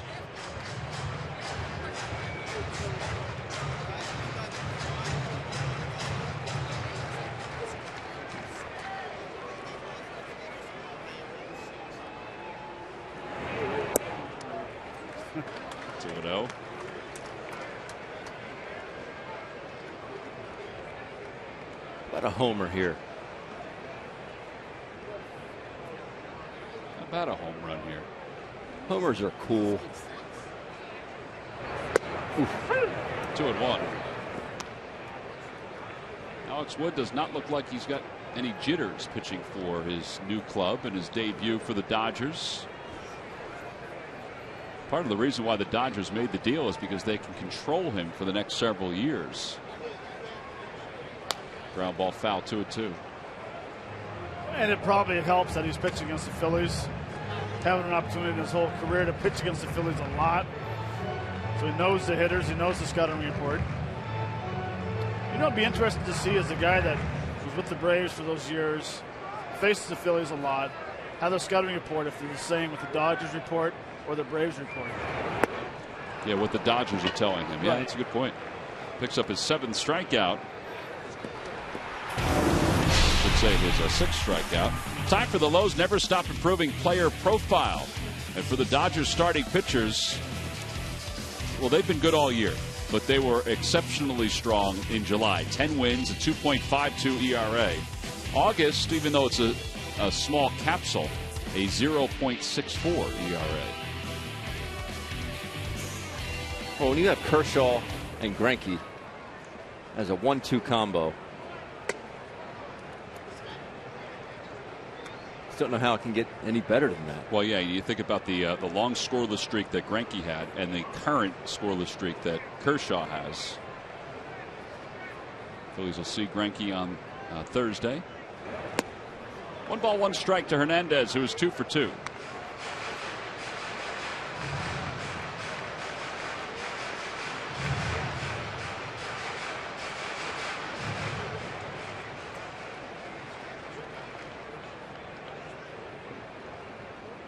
Ruiz a short lead off first. Over to third base. That could be 2. Tough throw. Kendrick will only pick it and get Ruiz at second. So 5-4 on the put out. 2 away. Fielder's choice for Hernandez. And here comes Odubel. Hit the ball hard his last time up and drove in the only run for the Phils.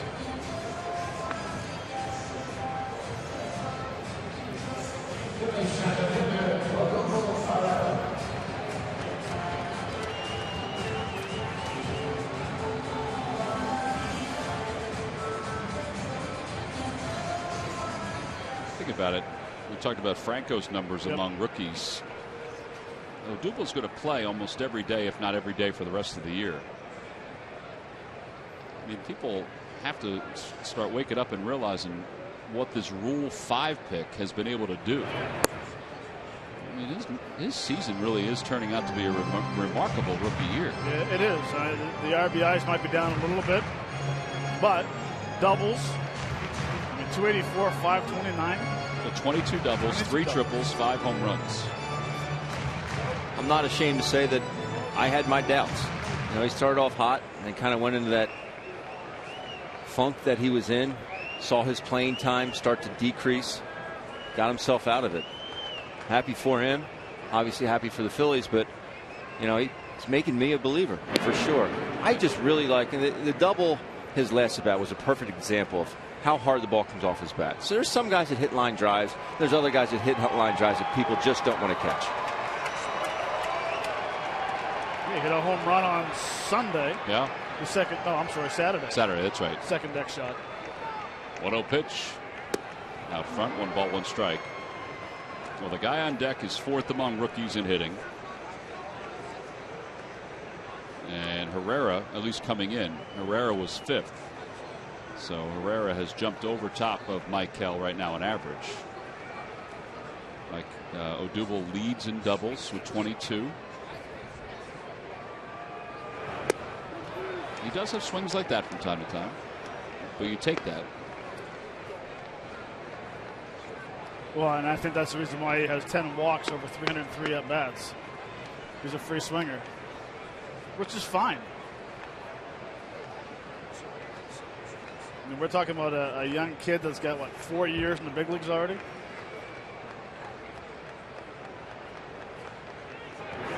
Swing and a miss as the runner goes, and the side is retired. So Alex Wood picks up another strikeout. He gets 2 in this inning. He's been pretty good for the Dodgers as we go to the top of the 6th inning.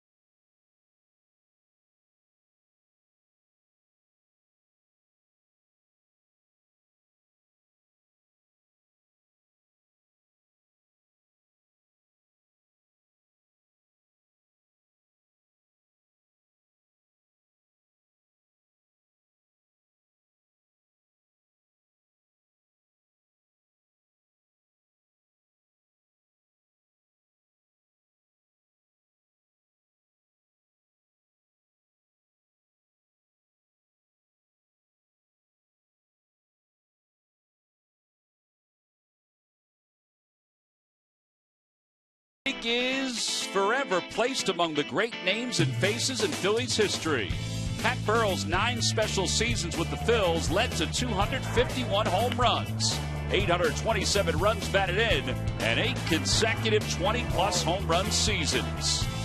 No hit was valued more than a 7th-inning double in Game 5 of the 2008 World Series.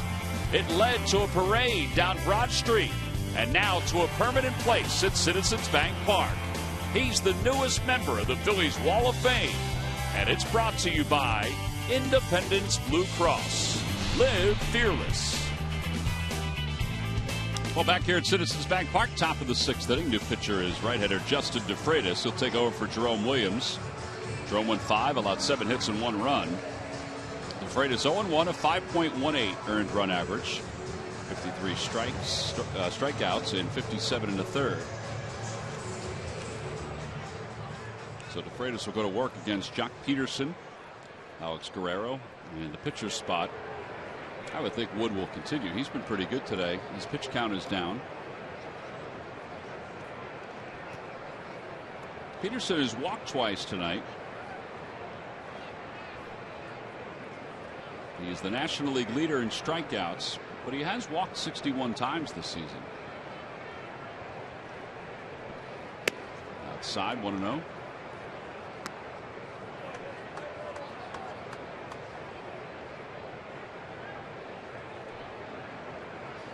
Well, I think it's safe to say the game plan so far in his first 3 at-bats is a lot of off-speed pitches.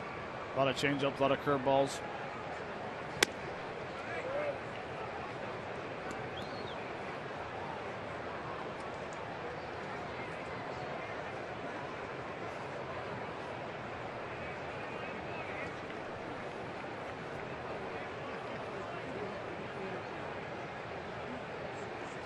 Figure just 1 inning here for Justin DeFreitas.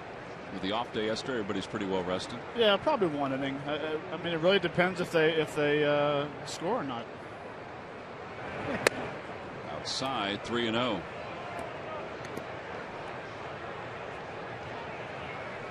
He's got a little pop on his fastball, but he's having trouble commanding it right now to start this inning.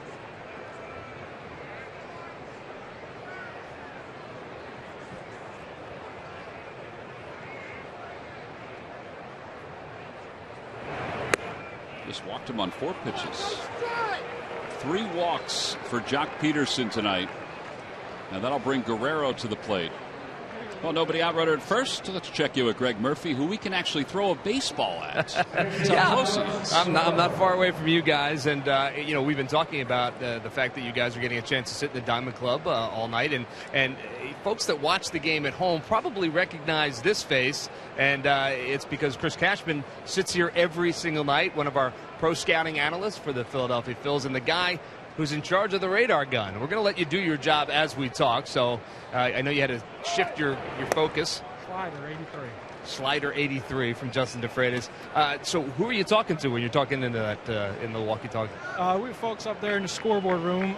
Lydia's up there tonight, and so I'll just tell them, like you heard, the pitch and the speed, and they'll get it up there around the boards. So that's the folks in the ballpark can see what the pitch was, and you're recognizing these pitches on your own. You're also going a little bit off the gun and what the reading is. Fastball 93. Fastball 93. Yeah, I could tell that was a fastball. I should tell folks, 2008 graduate of St. Joseph's University. Yeah, shout out for those guys. That's right. And you played ball there. You were a shortstop at St. Joe's, and then started right with the Phils. And they said, hey, what do you say you sit right behind home plate every game? And you said, okay, I can do that, right? Exactly. Anything they wanted me to do, I was willing to do out of college for sure. And fastball 93. Certainly have the best seat in the house. It's got to be quite a thrill for you to get a chance to, watch these guys from this seat each and every night, because, you really can see what these pitches are and just how difficult it is, as Ben said earlier, to hit a baseball. You ever marvel at some of the things you see back here? Oh, absolutely. I mean, the stuff these guys have nowadays, there's guys coming out of the bullpen throwing 100 every night. For a guy that hit 210 in college, I know exactly how hard it is. Slider 82. Now, you're recognizing, I said you're using the speed and your eyes. I mean, that's accurate? You can recognize most pitches, but do you use the gun as well to help you figure it out? Yeah, absolutely. I mean, you want to see the speed of the pitch, but I'm looking for the movement a lot. Like you said, pro scouting analyst, one of the jobs that I do is some advanced scouting, what we call, so I'm getting the coaches prepared for each series. And when I do that, I kind of prepare myself for each series as well, with seeing what each pitcher throws and how hard they all throw. All right, timeout here. Wood steps out. It's, if someone wanted to say, hey, I'd like to do what Chris Cashman gets to do every night, what piece of advice would you give someone, a baseball fan that wants to get involved in the game? Well, hold on one sec here. Okay. Fastball 92. I started selling tickets out of high school. I got an internship, a summer internship in our phone center here, where a lot of people actually started. And so I did that, sold tickets, gave tours, things like that. And eventually the guy that was doing the gun just needed some help. And so I helped him out and then eventually took over full time. Yeah, you Wally pipped them is what you did. It took over full time indeed.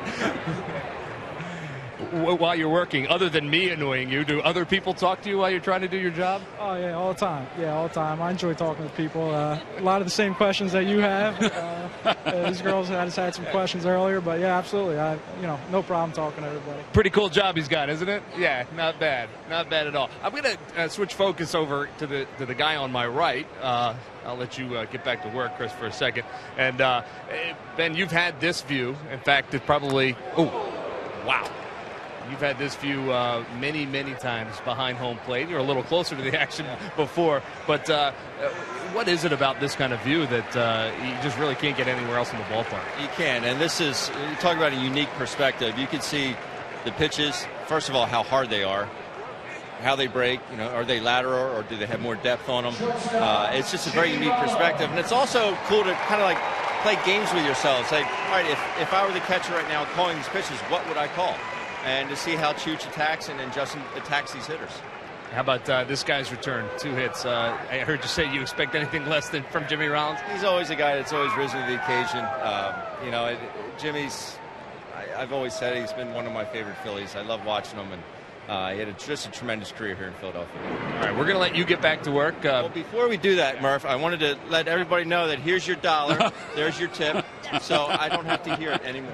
Oh, well, you won't hear it now, Ben. The other 2 will, but you will not, because thank you very much. I'm going to put that in my pocket right now. Hey, ho. I actually gave him a 10. Matt says he gave you a 10. Where'd it go? Thank you, Ben. Get back to work. Chris, we'll wrap things up with you. And you ever going to give this seat up, or is it you going to hold on to this one for a while? It's whatever the Phillies want me to do. I'm more than happy to give it up, but I certainly love doing it. And it's, like you said, best seat in the house every night. Can't beat it, right? All right, one more call. Fastball, 91.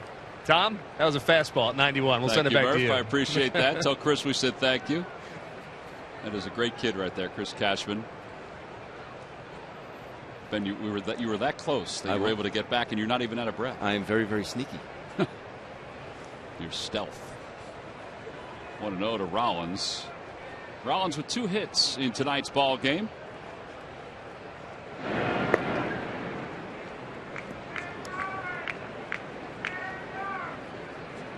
Jimmy has certainly enjoyed his time against his former team. He has 7 hits in 18 at-bats against the Phillies this year.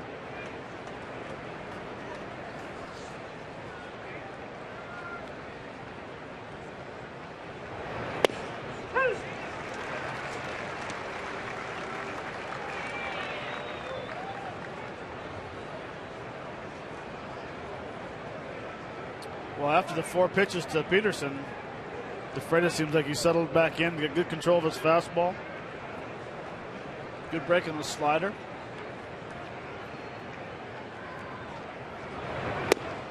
Just a bit outside. 2 balls and 1 strike. And that's what got him back, was that slider. He went 4 straight to Peterson. First pitch slider to Guerrero. Sitting back there, was it like old times? It was. That's. I mean, all the views down here, pretty much anywhere in the stadium, are great, but that view is just awesome.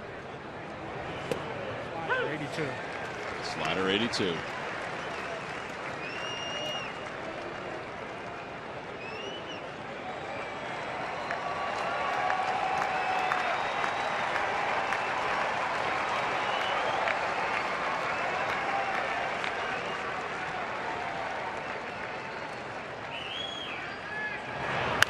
Popped him up.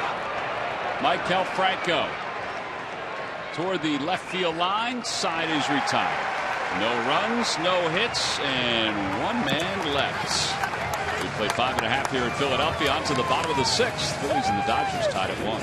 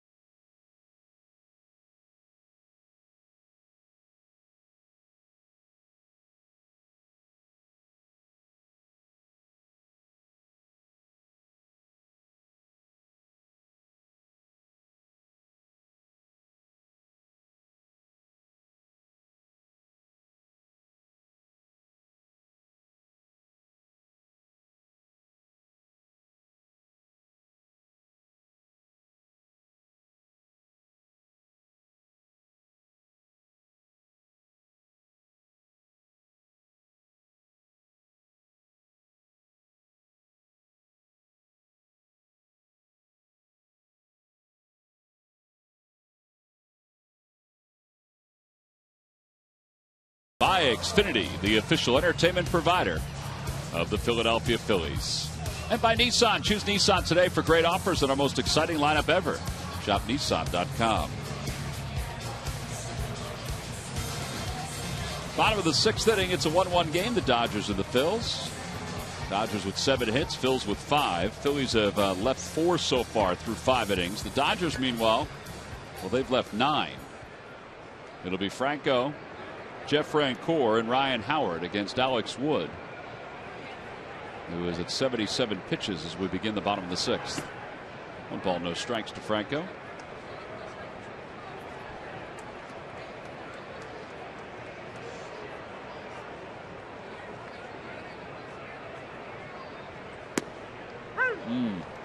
Slow, Brian! That's slow, Brian! I would tend to agree with that.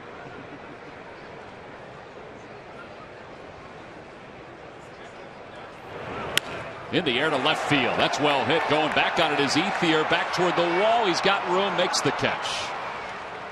And there's one away here in the bottom of the 6th inning. Wednesday, August 19th, when the Phillies come off this next road trip. It'll be Star Wars night presented by Kohl's. The Phillies take on the Toronto Blue Jays. Come dressed as your favorite Star Wars character and be entertained by Star Wars characters, music, movie clips, and more.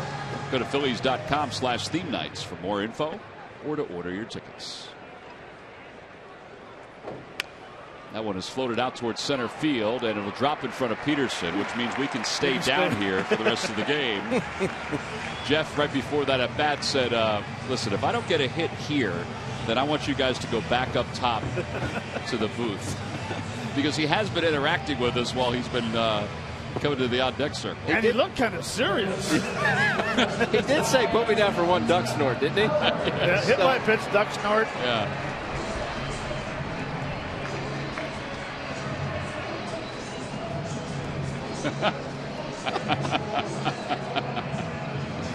That smile, I think, is for us. So here's Ryan Howard. Gonzalez saying, you see those idiots over there with their hats on earlier? Matt, I thought you looked really good in the cowboy hat. I don't want to talk about it. Howard grounds one softly toward first. It's a foul ball. Well played. Umpire Brian O'Nora made the call.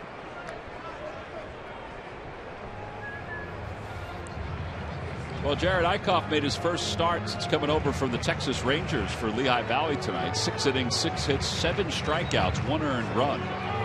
97 pitches, 64 strikes. That's a pretty nice way to begin. That it is.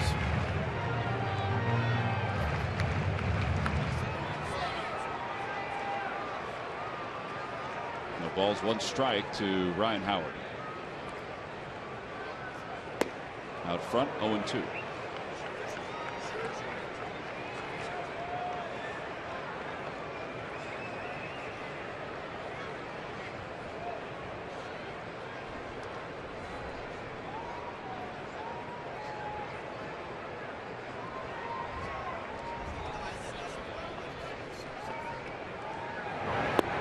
Howard strikes out, so 2 away here in the 6th inning, and Darren Ruff is coming up.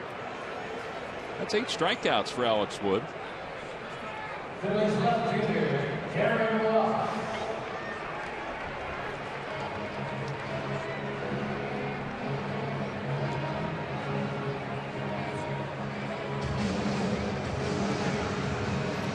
Take a look at Darren Ruff. He's on deck here, and I cannot stop looking at the knob of his bat.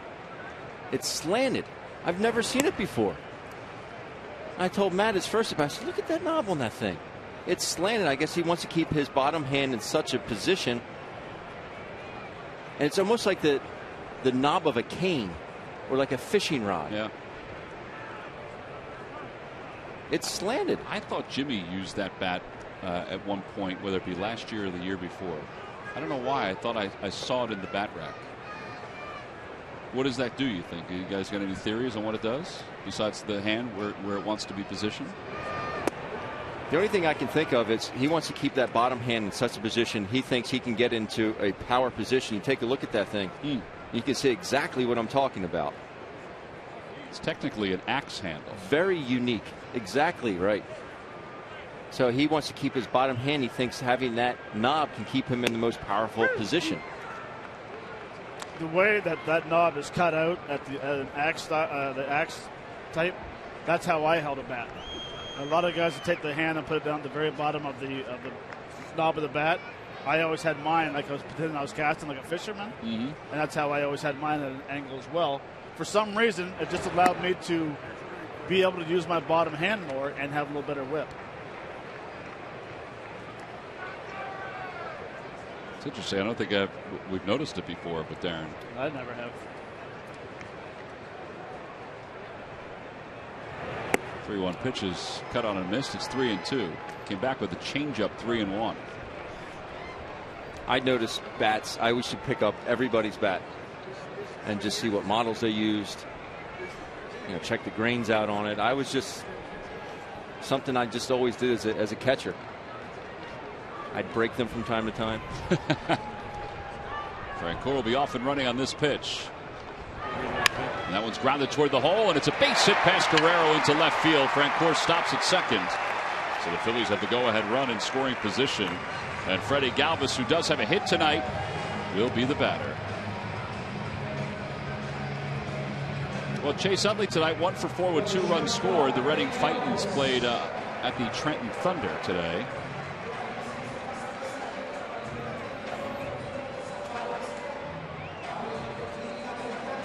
He is out of the game at Armin Hammer Park. He is playing tomorrow again, right? Scheduled to play tomorrow. They're Back-to-back days? Yeah, they're going to evaluate it after tonight, right. But scheduled to play tomorrow, yeah. Rick Honeycutt's going to head out to the mound to talk to Alex Wood. I'm talking about breaking the bat. Remember one time in AAA, hitter came up, first at bat, and swung. He like the bat came hard into my shin guards. No big deal. Came up his second at bat. He goes, Ben, I apologize about that. I don't know what happened. Second at bat did the same thing. Came up his third at bat and apologized again. Oh. His third at bat, he did it. I grabbed his bat and I broke into 4 pieces over home plate. Did you really? And then you walked away. And then I just left it there. And you said sorry. No. Believe me, I didn't.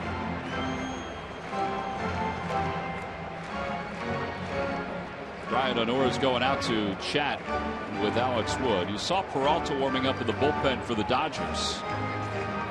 There he is. Tomorrow night at 6, Ron Burke and Reuben Frank have plenty of training camp insight to share, including expectations for Eric Rowe and his rookie season, Sam Bradford's accuracy, and the Eagles' current inside linebacker situation. Watch Quick Slants, presented by Nissan, only on Comcast Sportsnet.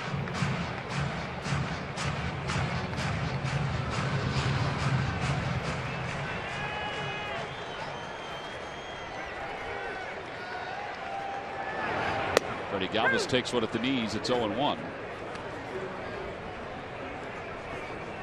Starts him off with a changeup. I think any hit to the outfield here, Rock will be sending Frenchie from second, unless it's an absolute missile to the outfield.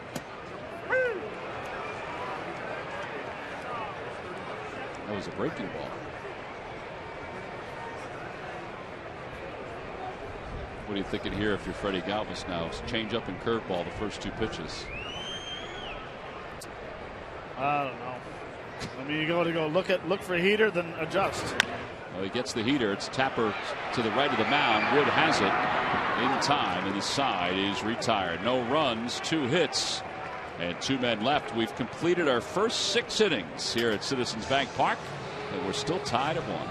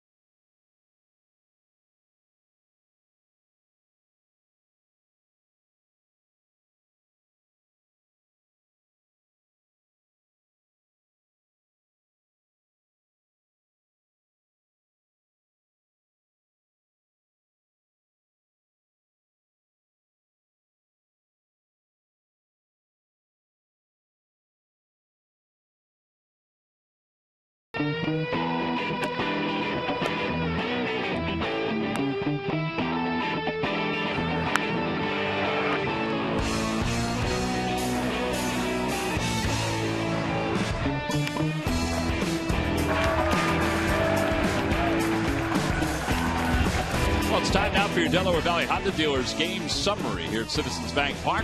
Alex Wood's been really good. 8 strikeouts over 6 innings of work so far. He has scattered 7 hits. Odubel Herrera has the only RBI for the Phils. Meanwhile, Andre Ethier has the RBI for the Dodgers. Phillies have already used 1 pitcher out of their bullpen. That was Justin DeFreitas. Did a nice job. And now, as we go to the top of the 7th inning, Jeff Francoeur will move over to left field. And coming into the ballgame to play right field is Dominic Brown. It's all part of a double switch.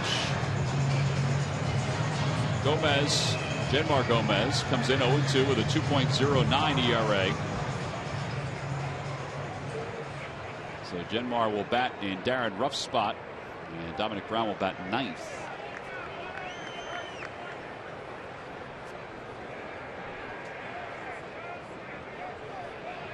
Howie Kendrick will lead it off. First pitch is down low, 1 ball, no strikes. I'm actually interested to see the sink on Gomez's fastball from down here at this vantage point. I mean, obviously, we got a pretty good grip at the pitches tonight. Wood, see his ball move all over the place, but Gomez has such a good sinker. Be a good perspective, like there. Backdoor sinker. Yep. 93. I mean, that looked like it jumped. I think the pitch that you're going to see a lot of movement on will be his changeup. If he throws a really good changeup, it's going to act like a left-handed slider.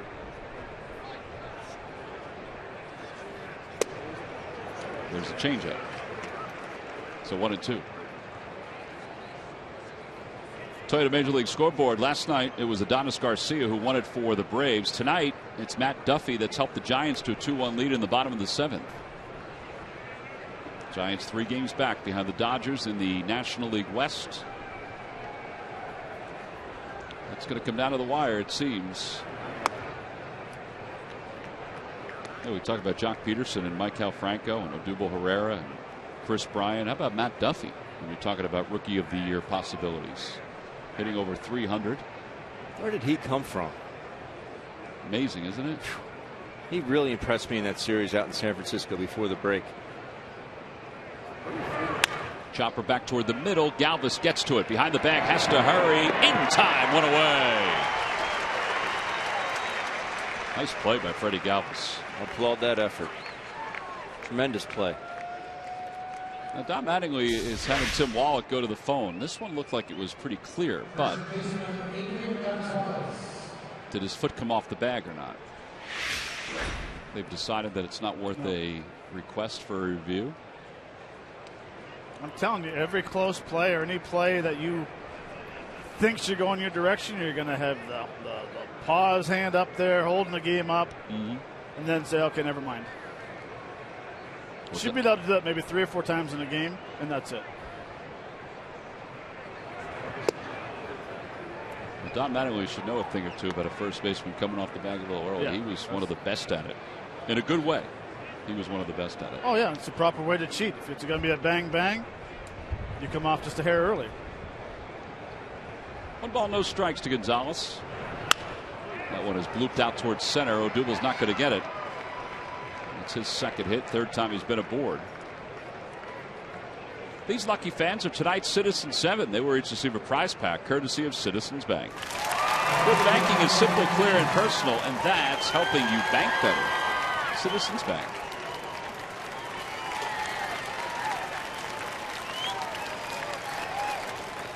You know, a question I should have asked Howard earlier when he was here. Yeah. Is when the opposing team breaks a bat, do they come back over here as well? Yeah. That one there sounded like it shattered. Definitely hit off the end. I'm pretty sure that one's broken. I think they pick or choose. To, right? You don't have to. No. I don't think so anyway. Well, I would think that the team would have the final say in whether or not they keep the bats. Would they not? I mean, whether they want to sell them or use them to do they go for charity? Yeah, exactly. I would think so. You can ask Angel in between innings. But I'm saying, do the Dodgers, when they break a bat here, does that broken bat go back with them to Los Angeles? If they choose to bring it back, but they usually will get it authenticated. Now maybe they do it after the game. No balls, 1 strike to Ethier with a runner at first. I wouldn't think they'd be allowed to do it after the game. I would think it'd have to happen right away. because you never know if that'd be the same bat that he actually broke in a game. He could pull out a BP bat and get it. You know what I'm saying? Well, that's a good point. Thank you. Ben, write it down on a piece of paper and hand it to Angel. Your question. I'll hit your cough button and you can ask him. Ground ball back toward the middle. Galvis has got it right to the second base bag for one. Over to first in time. That's a 6-3 double play. Well, the sinker baller Genmar Gomez came on and got some balls on the ground. We'll stretch here at Citizens Bank Park.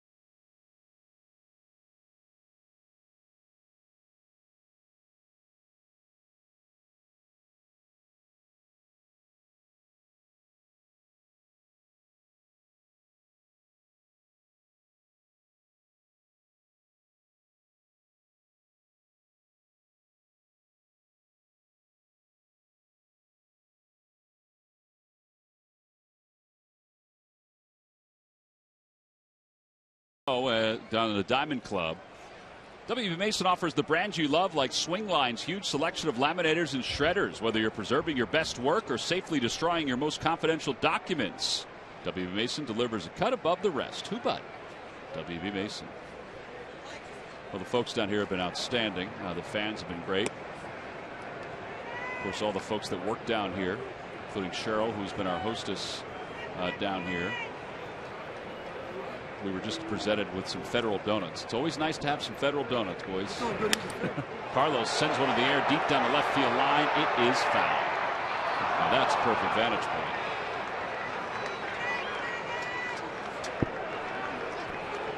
You saw that beautifully. Ben, here's your Federal donuts, buddy. Oh, much obliged. Oh, they're still warm. Yeah, they are. Much not needed, but thank you. Yeah, they are.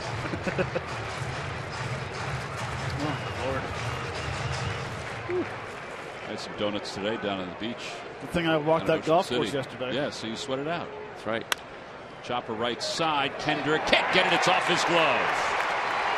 Carlos is aboard, and Dominic Brown is coming up.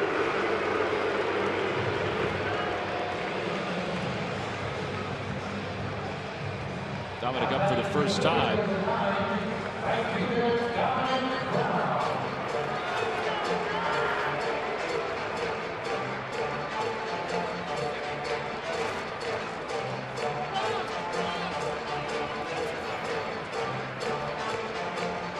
There's Peralta.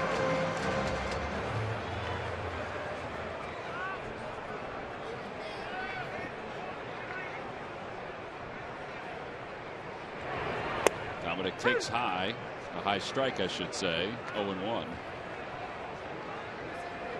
Well, that may have, we can tell whether that floated over the plate, but that looked like a pitch that was sort of hittable.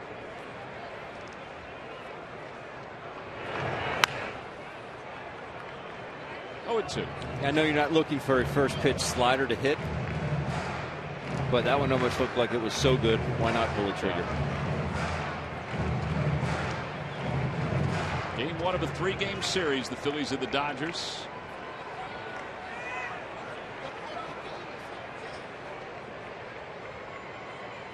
Dominic punches it toward the right side. Carlos backpedals. They throw to first for 1. Now to second base. Not in time. Carlos gets in there. Baseball play. Tremendous.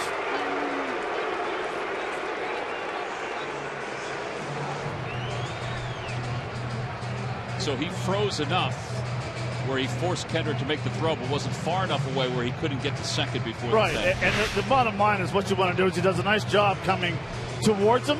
Keep running them back towards first base. You get him to change his momentum going back towards first. All right, so Chooch stops there. He doesn't really go anywhere.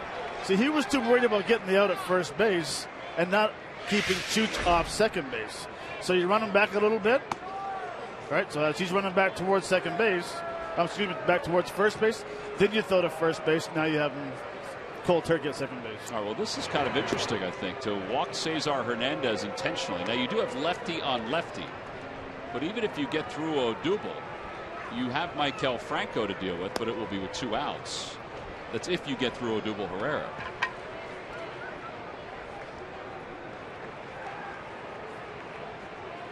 So Cesar intentionally walked. He does have a couple hits tonight. Tuesday, August 18th, the Larry Boa Bobble figurine, brought to you by Toyota, will be given out when the Phillies take on the Toronto Blue Jays. Tickets can be purchased by going to Phillies.com.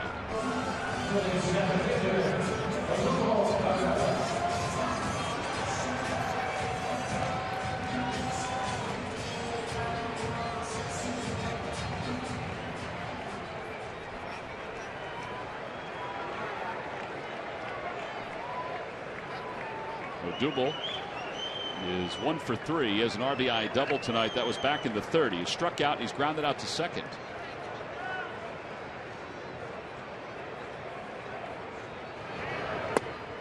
On the inside corner, 0-1. Well, this will definitely be Wood's last hitter.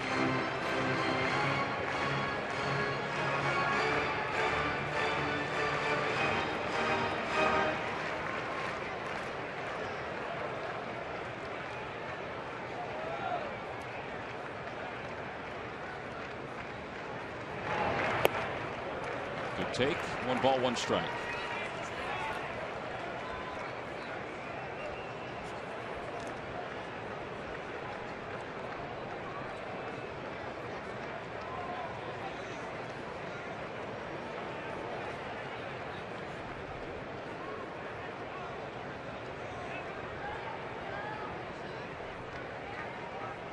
Perfect time for a hanging slider.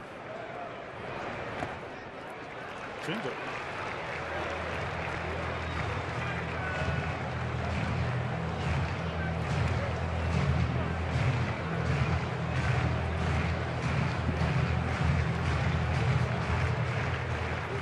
Down, 7th inning on.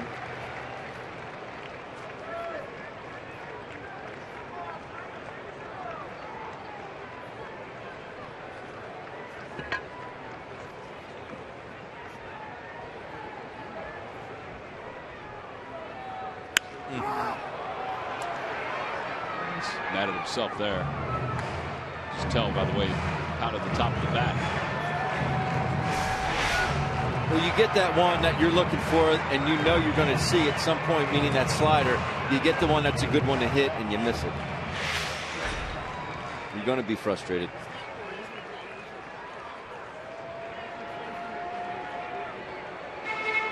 Luis Avilan is warming along with Peralta. He was part of that 13-player trade.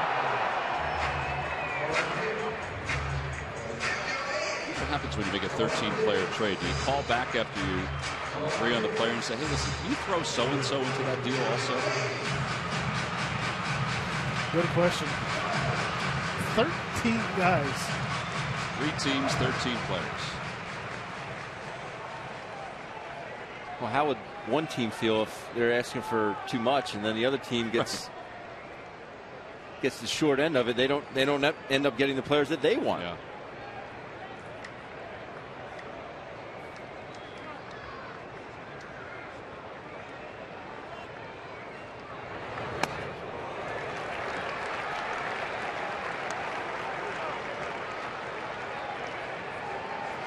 Here they are.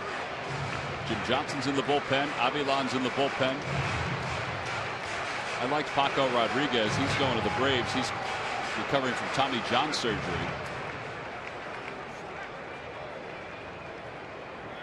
And the Marlins got 3 minor leaguers. 3 balls, 2 strikes with 1 man down. Phillies and the Dodgers tied at 1. And that ball goes right out of the hand of the pitcher. It's a live ball. Ruiz realizes it. He's coming home. The throw to the plate. Not in time. Ball's dead. Now it has to be a balk, doesn't it? Yeah. And that's what they're finally calling. Brian O'Nora was late to call it. It has to be a balk. It is. So the bases will be loaded for the Phillies. That ball is not projected forward. Well, that's, I think, what they initially was the delay, because we all looked to see whether that was a balk or whether that was a forward pitch. That's not reviewable. So did that arm come forward? Because we're talking about football again. Did the arm come forward as the ball came popping out of his hands? When there was no call, that was my thought. I don't know if you guys thought that too, that the arm came forward. Jeff Kellogg's the crew chief. He's the one to the right. Well, let me ask you this question. What's the difference with that ball, the way it came out of his hand, right, or a ball that's thrown back to the backstop? Exactly. Does it have to cross the white lines? That's the only thing I'm thinking. Like, I have no, I mean, I have. I'll be honest with you, I've never seen it before. I don't know if you guys have ever seen it before. I have not. Take a look.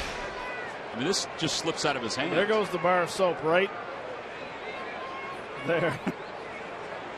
I think that's a ball. Yeah, I think that is too. By rule,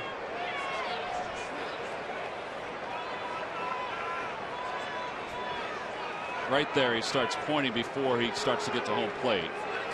Now it has to cross the foul line to be a legal pitch. Tom Brady tuck rule. Jeff Frank just said it's a Tom Brady tuck rule. All right, so Brian O'Nora is going to come over and talk to Pete Buchanan. Jeff Nelson will talk to Don Mattingly. So the bases won't be loaded if it's a balk. It's a dead ball. It should be second and third. Correct.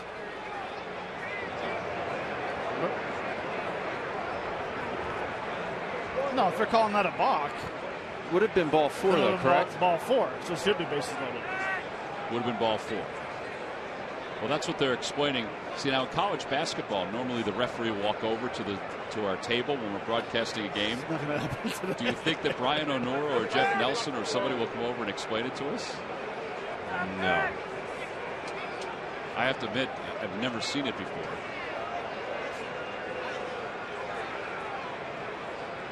Initially, I thought that ball was propelled forward. Yeah, now look at the replay. It was not. Looking at, yes. But it's in his delivery, though. I don't care where the ball slips out. This is on the delivery. It's going forward. It's like football. I mean, that is an actual pitch. It just slips out of his hand. Well, Dubal's swinging as if he's going to bat. But that's the big question. That's the $1 million question. Ball has to go past the line. Okay, so what's that considered? I think it's a dead ball. It's a balk. All right, so isn't that a ball 4? No, it's not a ball 4. It's advance one base. So it should be second and third. Now, if the ball had come to the plate and they called a balk and the ball was hit, they take, let's say if it's a base hit, I believe they take the hit. Incomplete. Incomplete. Jeff Frank just said it was an incomplete pass. All right, so runners on second and third. They've got to get Ruiz out of the dugout.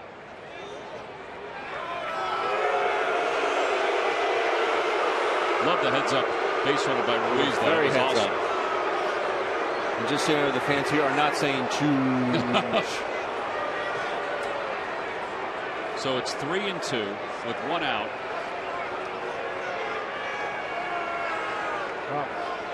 Go and get you 2 steaks here. Watch Carlos the whole way. Picks it up right there. Never hesitates. So second and third with one man down.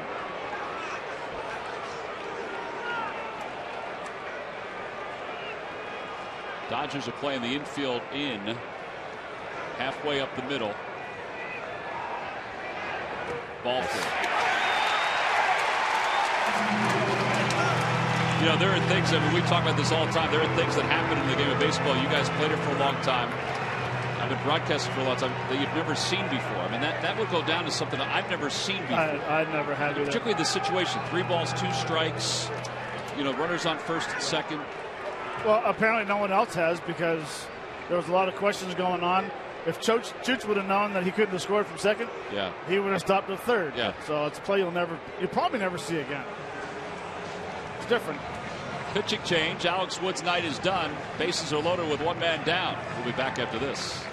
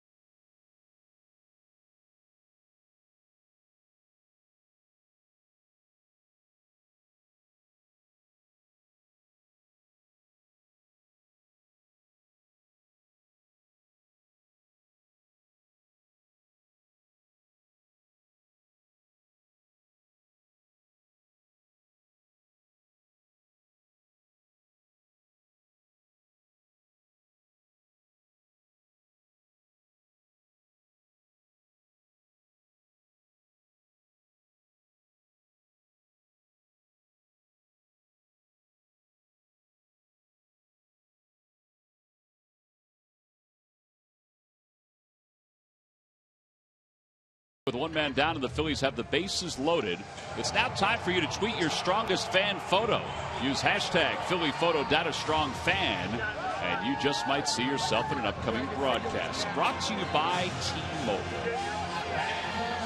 Joel Peralta will be the new pitcher, and he'll be on to face Maikel Franco. Franco 0 for 3 tonight. Peralta 2-1 at 3.78 ERA.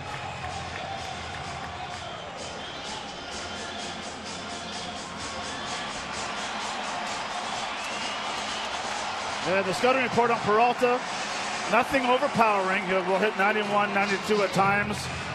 Loves his big curveball, and he absolutely loves the split finger fastball.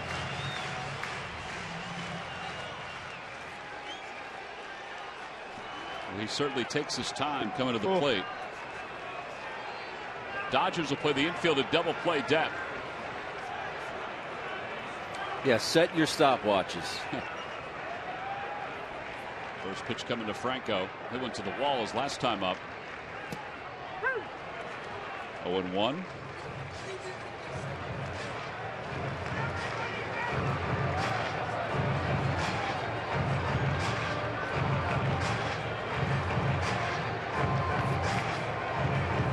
Franco has hit in 5 straight ball games. I mentioned hitless here tonight. Trying to give the Phils the lead here in the bottom of the 7th. In the dirt, Grandal blocks it. 1-1.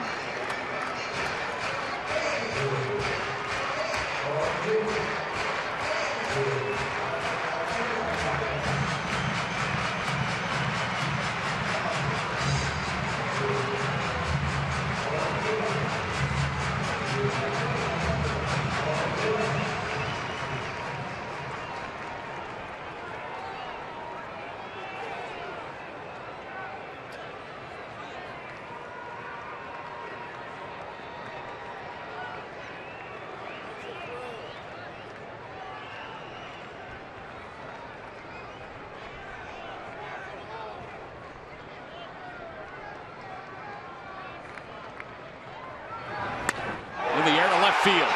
Going back on it is Ethier. Back to the wall. It is gone!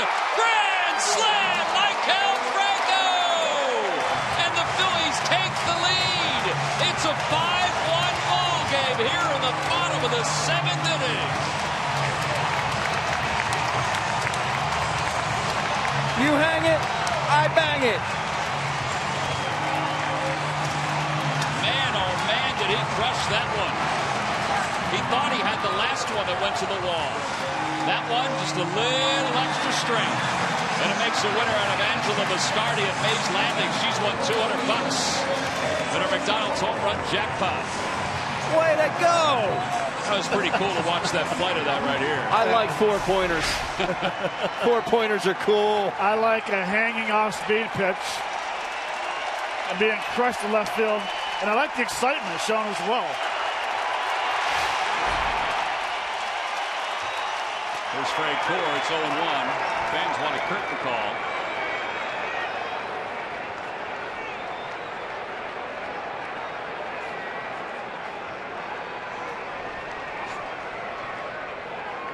Maikel came out, tipped his helmet. No balls, 1 strike to Frank Core, who is 1 for 3. And he lines that one on 1 hop out to Rollins.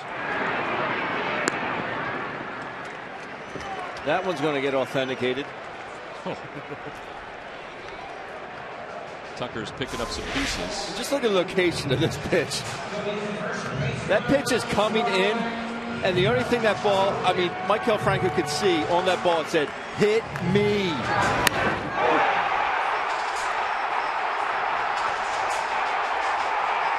And they do go a long, long way. What a good feeling for Maikel. What a good feeling to hear a curtain call here at the ballpark. Greg Farnese, our camera operator out in left field, carried that ball into the crowd. I was trying to lean into Matt to watch that one to see if it was going to go, because Jeff Francoeur was leaning in front of us watching it as well. What a cool moment for us. It was pretty neat. Just to see it from this level. 1 ball, no strikes to Howard. Check swing, foul. Yeah, selfishly for us. I mean, we're usually up there. That's pretty cool. I think up there we would have been able to tell it right away. It sounded like it was going to go. Alex Wood is charged with 3 of the runs that have scored in this inning. And 4 overall. 1-2 to Ryan. Toyota Major League Scoreboard. The Phillies are 2 games behind the Marlins for 4th place. The Mets lead the Marlins 5-1. Mets are a game up in the division. Up for grabs. A lot of people are still picking the Nats, though. Got to prove it. Yeah, that's true. 12 home runs for Franco, just his 2nd since the 1st of July. Don't finish the Rookie of the Year. Don't finish the Rookie of the Year balloting just yet.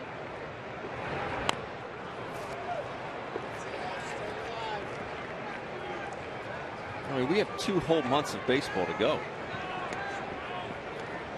A lot of numbers can fluctuate in that time period. Yeah. First career Grand Slam.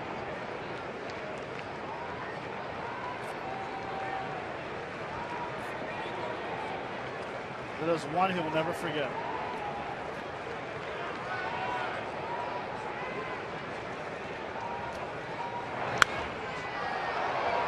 Another quick pitch.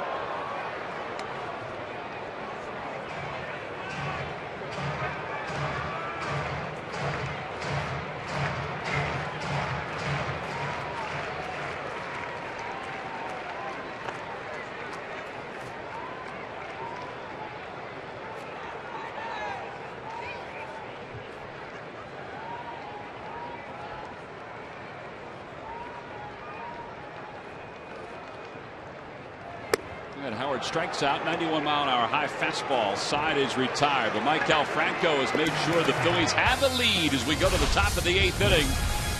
This home run is 12th of the year. Man, oh man, did he crush it. Carlos Ruiz knew it. Fans out in left field knew it first. Phillies lead at 5-1 as we go to the top of the 8th.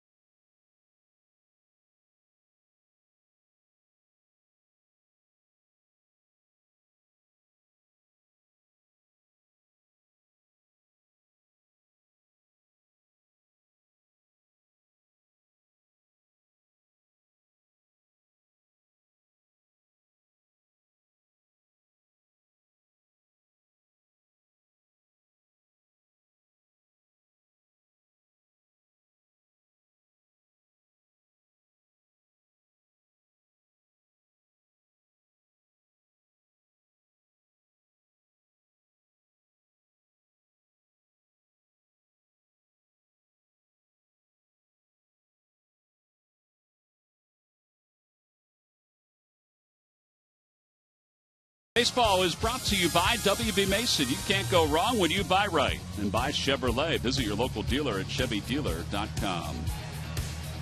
Well, kind of a cool moment in between innings. You know, we talked about during college basketball games, the referee sometimes comes over and gives you a breakdown of what the rule is and what the call is on the court. Brian O'Nora just came over and said he's never seen that play before.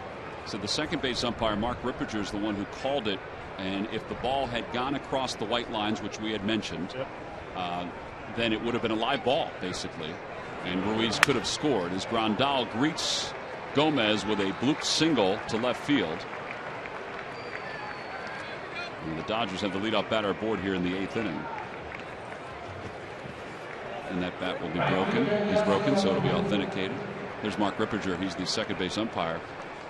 We want to thank some of the folks on Twitter who have also some umpires. Jim Conover's one who has given us the rule as well.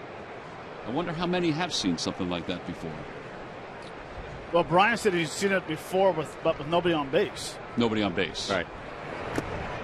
Foul ball, and it's 0-1.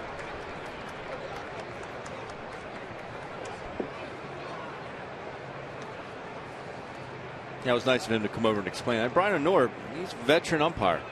Been around.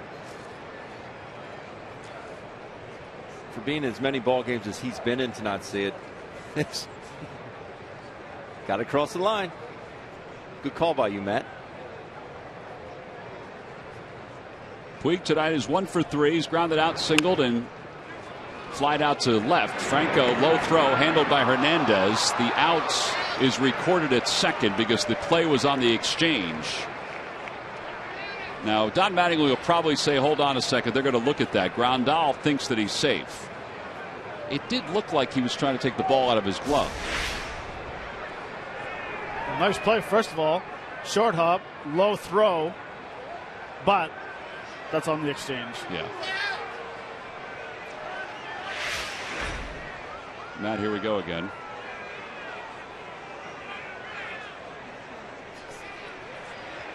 And now Mattingly tells Grandal he is indeed out.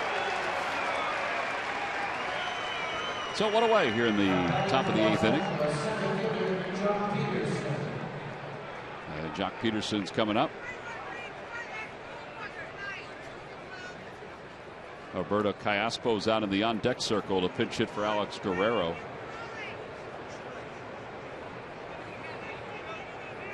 So they'd rather the changeup and sinker from Gomez instead of the lefty Araujo against Jock Peterson here.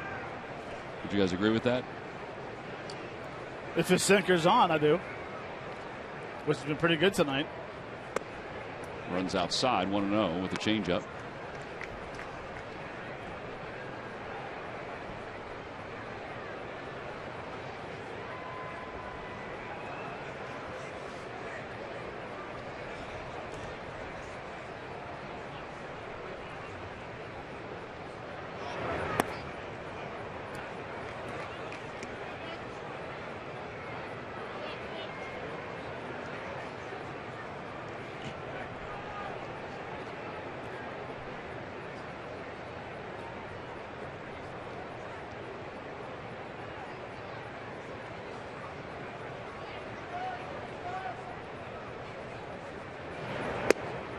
Outside again, 3-0.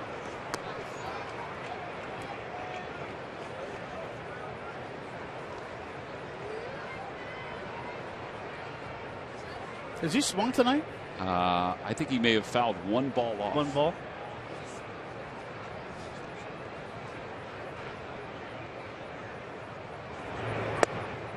Three and one. Now he may be ready to swing.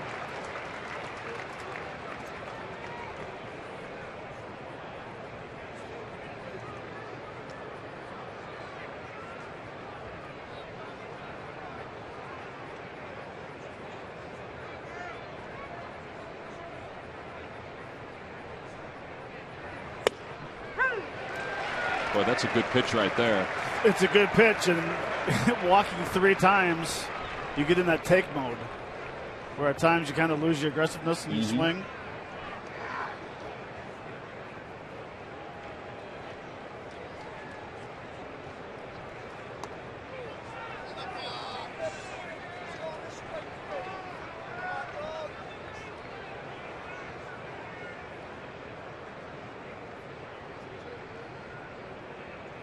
And a strike 3 call.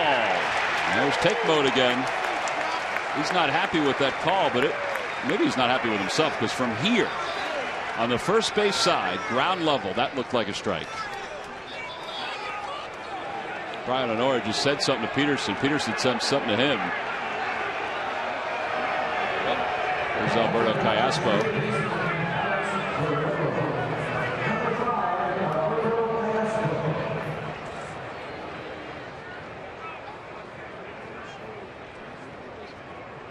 Looked like a pretty good pitch. Sure did.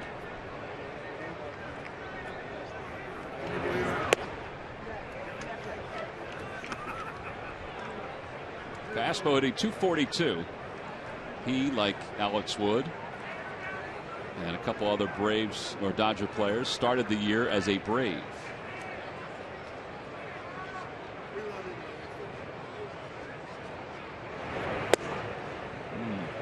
They appeal, no swing, says Jeff Kellogg. 2-0.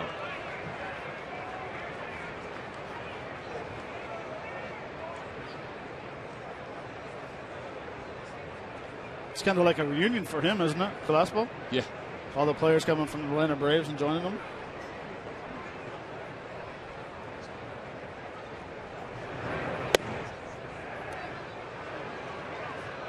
Here's that strikeout pitch that we're talking about. Oof, that's right down the chute. Good pitch. Good height. Just assume take it, though. I mean, the only thing you're going to get out of it is broken bat. Knock.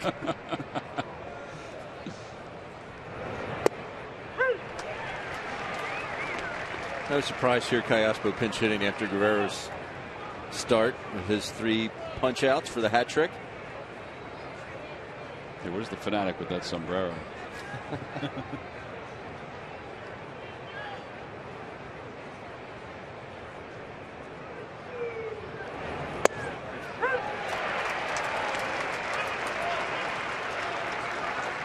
Jimo's got some stuff going tonight. Falling behind a little bit, but runner will be off from first. Puig not being held on. He goes. And there's a broken bat. Looper knocked down by Hernandez. And everybody will be safe. Puig stops at third. Boy, that's going to be an interesting scoring decision. Ball's got to be caught. Yeah, it was in his glove. Bottom line, the ball's got to be caught.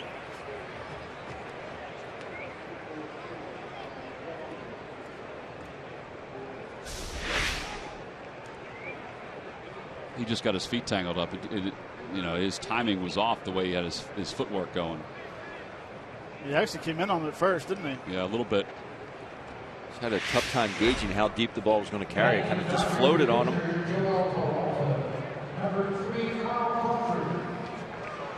Boy, if you're Callaspo, you got to be happy with that initial scoring decision. Did they score that a base hit? I believe they did.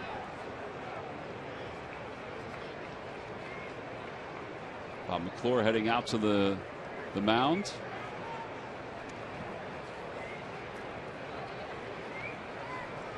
With 2 outs and a mound visit, let's check in with Greg Murphy with the Major League Notebook. Murph. All right, thank you, Tom. Brought to you by St. Joseph's University, and Blue Jays pitcher Aaron Sanchez and his manager John Gibbons both got their punishment for allegedly throwing at Royal shortstop Alcides Escobar the other night. Gibbons got 1 game suspension. Sanchez got 3. The alleged pitch came after warnings had been issued to both benches, and both benches cleared after that as well. Sanchez says he insists that he was not throwing at him at the time. He is going to appeal the 3-game decision, but that is pretty standard when you get tossed out of a game like that. So we'll see what happens with that. And some surprising news coming out of Detroit is Dave Dombrowski is out as CEO and president of the Detroit Tigers after some unprecedented success for them in recent years. 2 World Series appearances, 4 AL Central titles as well. His assistant Al Avila is going to take over for him. The team's saying it was time to move in a different direction. They wanted to allow Dombrowski to take a look at some other opportunities that were out there as well. So it's kind of unclear whether or not he was pushed out or whether or not he wanted to leave, and they just came to this agreement. But nonetheless, Dombrowski out in Detroit, guys. Yeah, I was kind of shocked by that, just so because of their success. It's hard to be successful in this game. As you see Carl Crawford pinch hitting. Crawford 206 on the year. Outside 1-0. Dave Dombrowski will not be out of baseball for very long. Yeah, you have to think that he's got something cooking. Great person. Great baseball guy.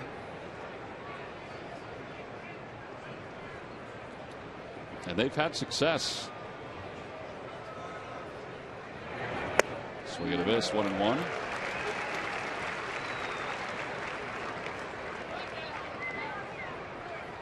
Crawford had himself a very nice start to his big league career. A lot of stolen bases, a lot of hits. Injuries have really plagued him.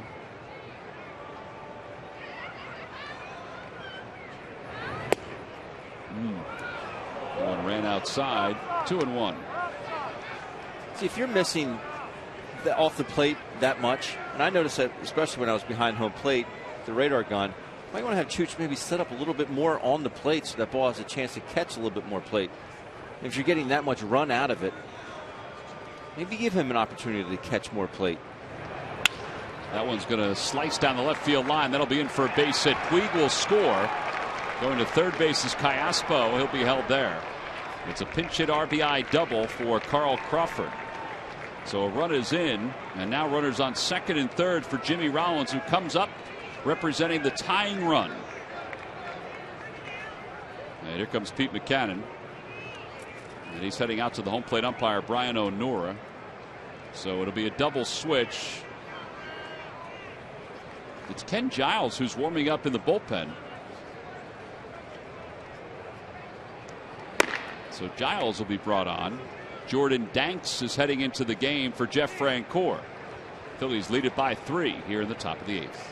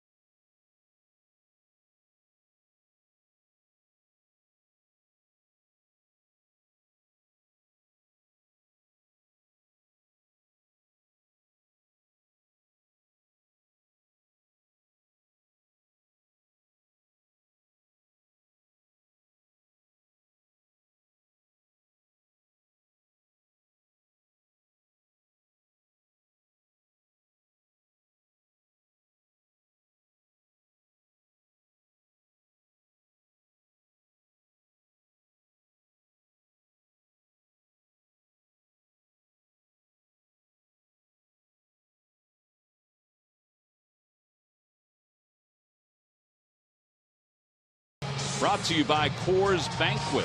Phillies on top 5-2. And it's Jimmy Rollins who is the subject of our timeless moment. On this date in 2001, Jimmy Rollins went 3 for 4 with a double, 2 runs, and 2 walks in a 12-2 Phillies victory at San Francisco. It ended a Giants 9-game winning streak.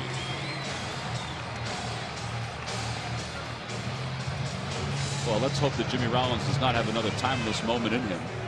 With Ken Giles coming on. Giles' 48th game, 5-2, a 1.77 ERA. All right, boys, so it looks like it's going to be a 4-out save opportunity for Ken Giles.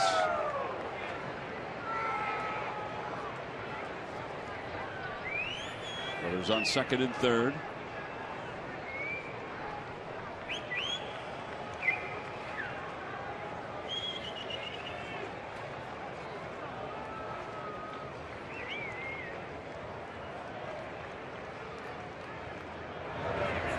Throws him a slider to start it off. It's 0-1.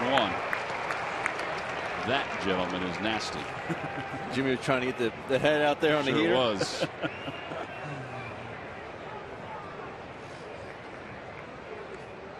11 home runs on the year for Rollins. 33 runs batted in. He has 2 hits tonight. Tried it again. 1 ball, 1 strike.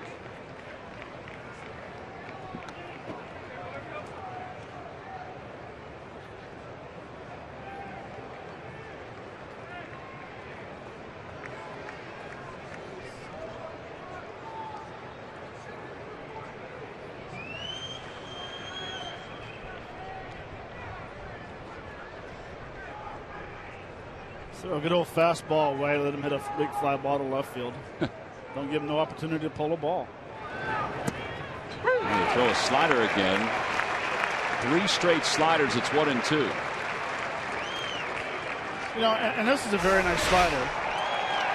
And I think Church kind of caught it at the bottom of the zone. But in the 8th inning, you just don't want to make a mistake on a slider or a fastball inside.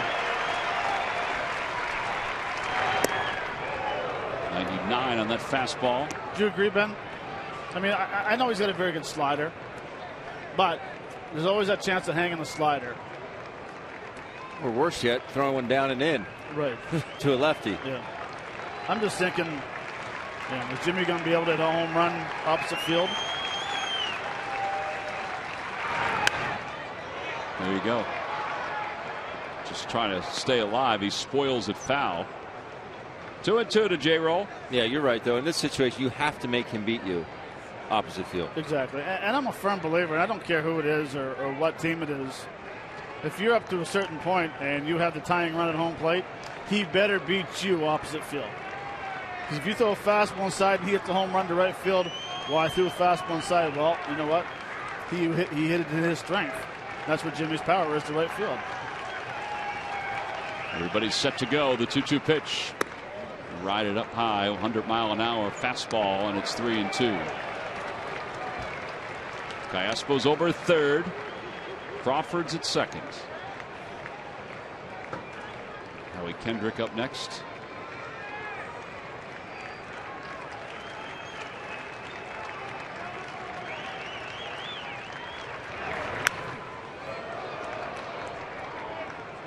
That was a heck of a swing there by Jimmy. Sure was.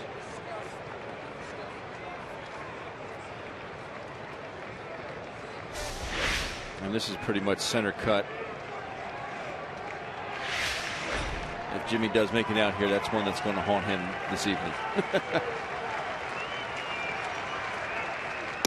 Strike 3 called on the inside part of the plate. 100-mile-an-hour fastball, and the side is retired. Giles gets the last out here in the 8th inning with 2 runners in scoring position as Jimmy Rollins goes down looking. A lot of sliders, then finally a little paint on the inner half. We'll go to the bottom of the 8th inning. The Phillies ride it high in the grand slam by Franco and the strikeout by Giles. They lead it 5-2.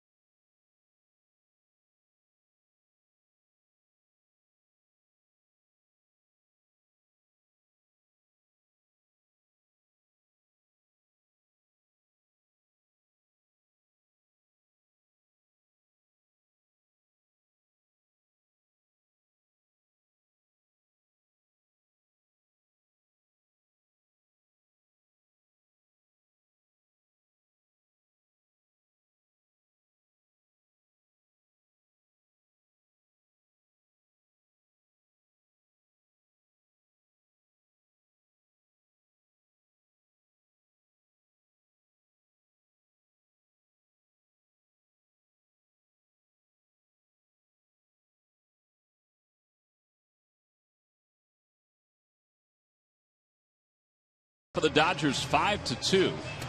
Changes for Los Angeles. Alberto Callaspo stays in the ballgame to play third base. And the new pitcher is former Atlanta Brave Luis Avila, 2-4 with a 3.58 ERA. Braves figure we're not going to contend for the next couple of years. We don't need a lefty sort of setup guy. So the Dodgers included him in that 13-player trade. Kenny Giles, I don't know how he's going to keep his adrenaline up the way it was at the end of that inning. As Jordan Danks will lead things off, up for the first time. Danks lifts it in the air to right center field. And Puig says he has it, one away. All right, guys, time now for our Hyundai defensive plays of the game. Well, comes back in the 7th inning. Kendrick hits the chopper up the middle. Galvis does a nice job going to his left, making a strong throw, getting out of the glove quick, hitting Ryan Howard right on the money. And the comebacker by Ethier, key moment right there. 6-3 double play. That is your defensive play of the games, brought to you by your local Hyundai dealers. Oh, what a way. Freddie Galvis now up. Nice job with that, Matt. Thank you.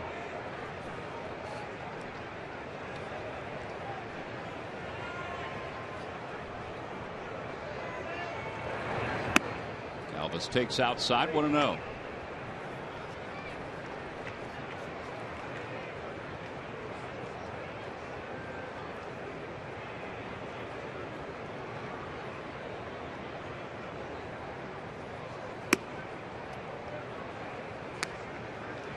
Must be a lefty thing because Avalon's got he's got a little different pause in his delivery as well. Trying to get some deception. Grandal's out to talk to him. Now, these guys, they're new to each other. Right. So it's sort of a learning curve for the catcher. You could talk all you want about pitch X, pitch Y, but until you come out and see it, it might be a little different. Just throw it, meat, I'll catch it. You're right, though. I mean, it's, listen, certain situations don't want to go with a 2-seamer, don't want to go with a 4-seamer. You know, just because I'm putting one away, fastball away, is that going to be a 2-seamer? Is going to be a straight 4-seamer? What should I expect? That's all it is. You're right. It is a learning process. Ball 4. So Freddie's aboard. Well, this Thursday when the Phillies wrap up the series against the Los Angeles Dodgers, it's Citizens Bank Pride of the Phillies print featuring the Phillies mural, free to all fans. Plus, after the game, if you are 14 and under, it's Nemours Kids Run the Bases. Tickets can be purchased anytime going to Phillies.com.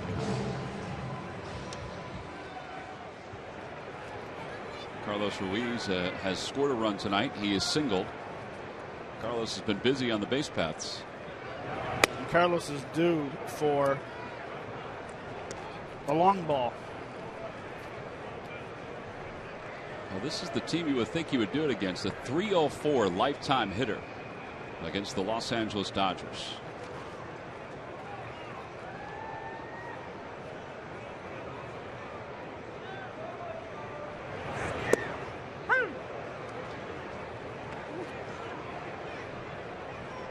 Dominic Brown waits on deck.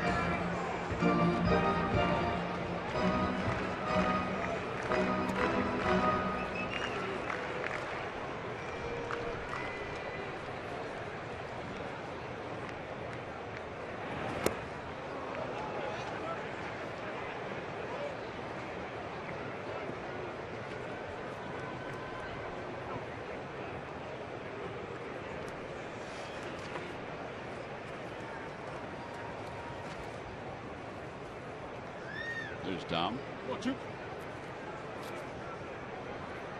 Where? I don't see him. No,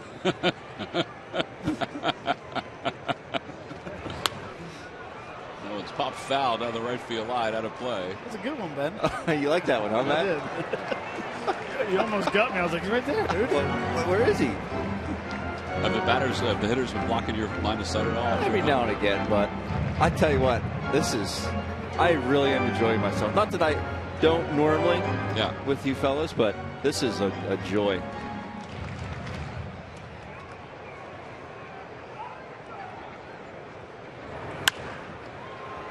again down the right field line. A couple of things that stand out watching the game. Brian O'Nora, by the way, has done a really good job tonight behind the plate. He has. And we can see high low, obviously, and we kind of have a feel for a strike zone at this point.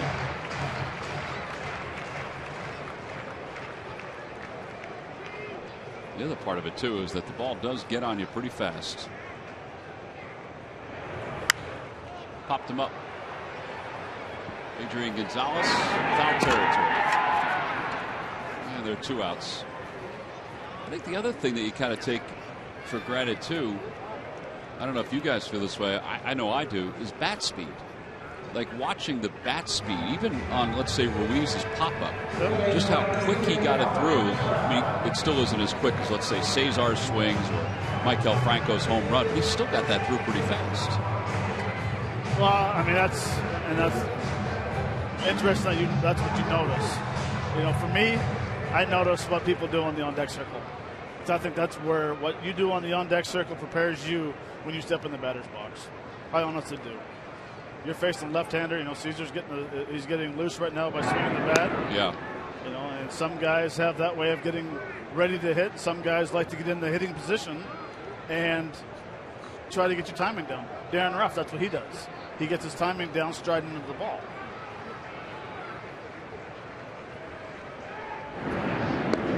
It's also cool to see where the guys on the on-deck circle stand. Yeah, Fred Coors to our left. Yeah. French is pretty much behind the home plate umpire. Yeah. Cody Ashley was right in front of you and me, Matt. Yep. Runner goes. Pitch is a strike. Throw to second base. Goes right into center field. Galvis didn't realize it right away. That ball was nowhere near Jimmy Rollins. I don't even know why he threw it. He had that kind of jump. You see why where the guy's at. Unless he got blocked off by Don Brown a little bit, which I doubt. But why even throw that baseball? It's going to be safe by a mile. I think Freddie thought that he ate it too. I don't think Freddie thought he threw it. There's just no reason. The only thing that can happen is something bad in that situation.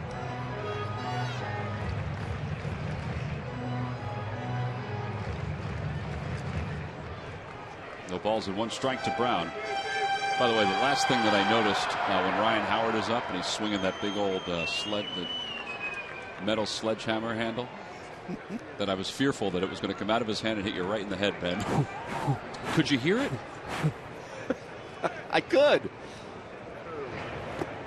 0-2. Not many other guys swing it. It's in the on-deck circle. You can see why it broke his toe. I don't even think I could bench press that. Really? Come on. How many hours at the gym today, Ben? I didn't go. Oh. Did not go. You want another federal donut? I took today off too. You walked 18 yesterday, Matt. You're good. Oh my lord. Blocked by Grandal. It's 1-2.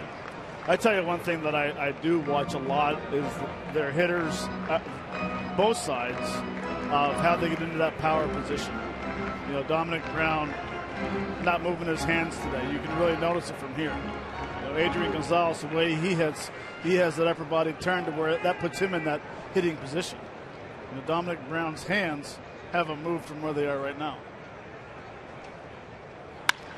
Over toward the hole. That'll get it to left field. A base hit. Galvis around third, heading for home. The throw by Ethier is not in time. An RBI single. Brown goes to second. A little insurance. It's a 6-2 ball game.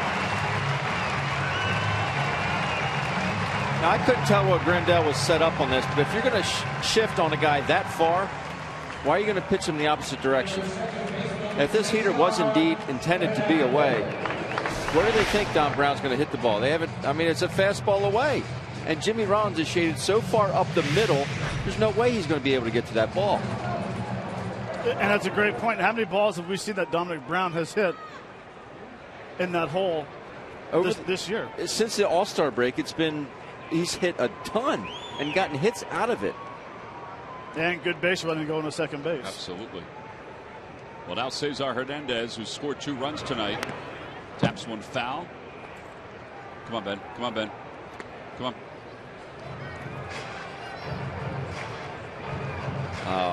Here, you know what, Tom? You got to say something. Mr. Herrera, could I have a baseball? Dame la pelota. Yeah, if you said Here, that. you can have this one, really. Thank you. Here you go, Matt. Thanks. Everybody's hero. A ball, 1 strike. A boy named Matt. Isn't there a book called that? I believe so. Yeah. Had another good signing on Sunday.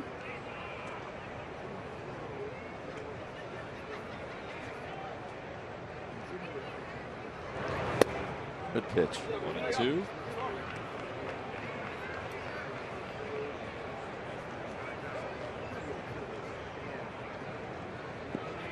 Well, after Cesar's first 2 at bats, the double and the single that came off fastballs, minus the intentional walk, he has been served up a diet of off-speed pitches. All right, Ben, here we go. Last chance. Mr. Herrera. Mr. Herrera. El Torito.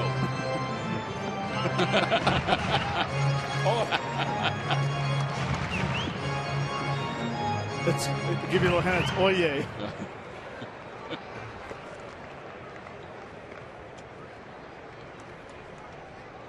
One ball. He laughed when I said it. Yeah, he did. Strike 3 called on the outside part of the plate. Hernandez down looking. Side is retired. A run does score. Galvis crosses the plate, gives Ken Giles a little insurance. 3 more outs to pick up the save for Ken Giles.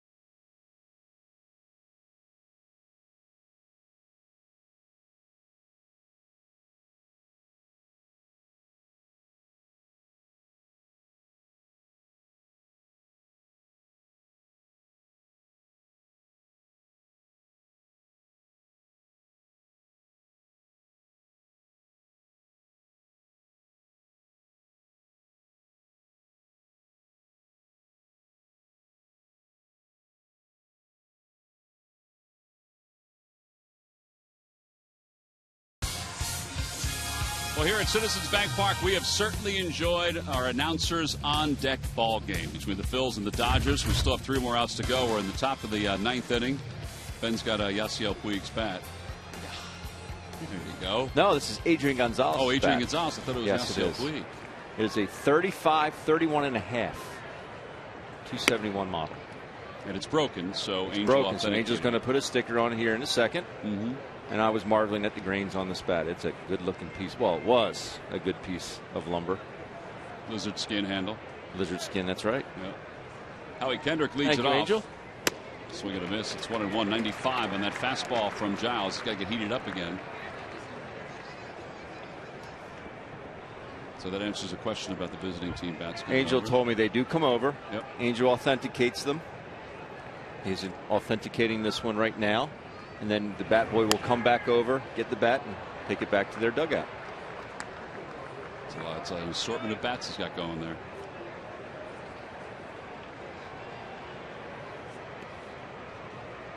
That is the best feeling bat that I've seen here this evening. Frank Core used a 069. Awful feeling bat. Just terrible. Hey, Ben, He came over and talked to us during the game. Watch what you're saying. Hey, Jeff and I have had this conversation before. It's a terrible feeling bat. Another bat that Grandal broke was an M356. That is the Edgar Martinez model. M for Martinez. 356, one of the years he won his batting title. Outside 3-2. Howie Kendrick tonight has scored a run. He's 0 for 4. There is Gonzalez. Very similar bat in hand. Not broken yet. Fouled away.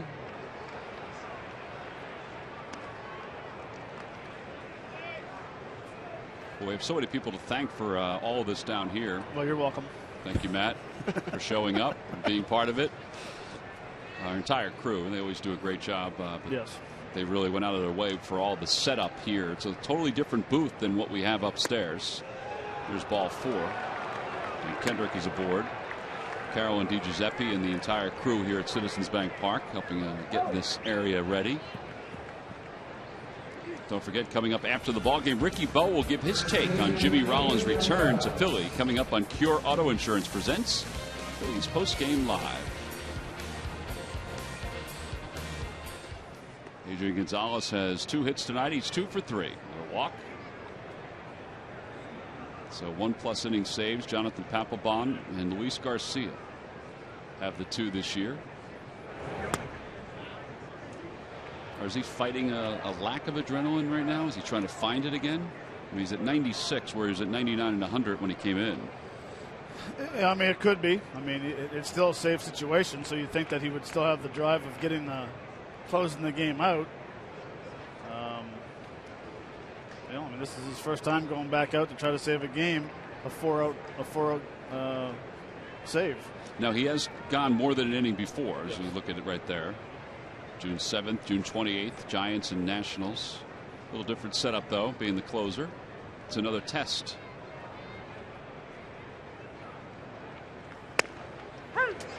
One ball, one strike. I wouldn't say it's a lack of adrenaline. I just think his arm cooled down. Well, I guess you're right. That's probably a better way of putting it. Believe me, if you went out there right now, he wants to bury Adrian Gonzalez right now. But it's just you sit there for a little bit, your arm cools off.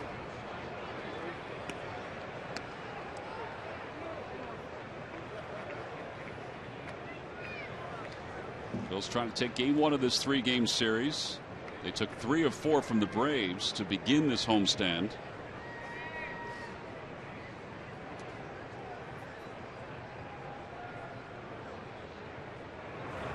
Nice pitch.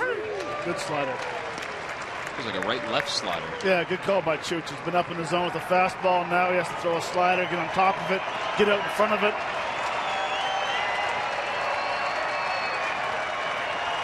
Howard is not holding Kendrick on at first. With Gonzalez, the lefty up, the lefty Ethier on deck.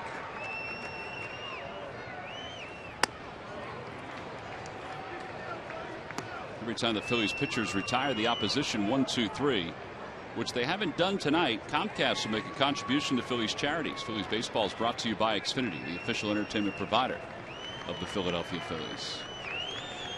There's Ethier.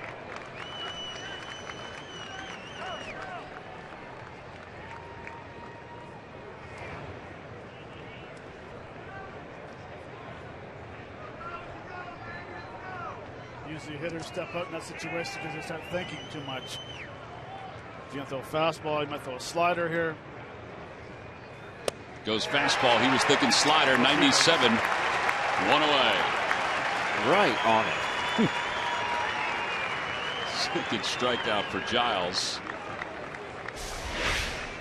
Emergency. Pull a shoot. Tom, what have I always said with 2 strikes? What do you sit and make the adjustment to? Sit fastball. Right. There's not a man alive who can sit off speed pitch. I don't care who you are and react to a 97-mile-an-hour fastball. That's the type of swing you get. The parachute snorkel swing. And yes, that is a technical baseball term out there. You know, snorkel for it? Underwater. Yeah, because, well, no, because when you take the swing and you finish, you swing this way. Like a snorkel? You take the half swing, so you get the snorkel going straight up. So it's Matt just swung and knocked his headset off. That was a snorkel swing. Try the same pitch. This one a little outside. 1 ball, 1 strike. 23 pitches for Giles.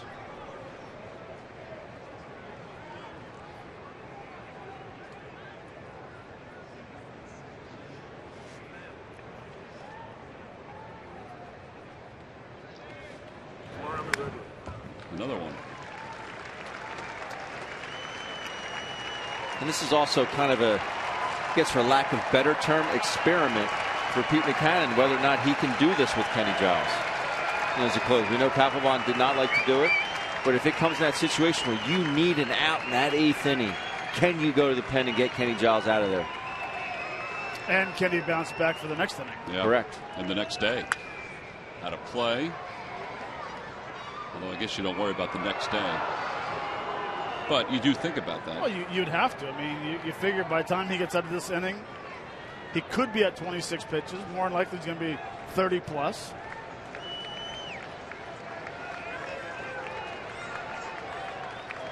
Managers don't like to go to the bullpen too early to get their closer. Over to first base, booted by Ryan Howard. Kendrick is on his way to second, and he'll stop there. So that'll put runners on first and second. That'll be an E3. And 1 out for Grandal. Well, that extra run is big right now. A little breathing room.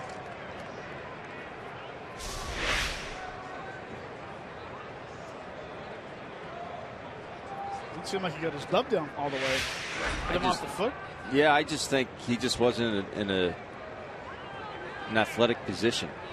You know, he wasn't ready for that baseball. He was flat-footed. You could see his left foot was completely on the ground there. You need to be on the balls of your feet, ready, anticipating the baseball to be hit at you.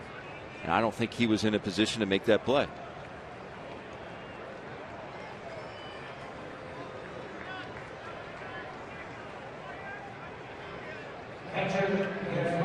Well, now after the visit to the mound, they'll bring Grandal to the plate. Still the double plays in order.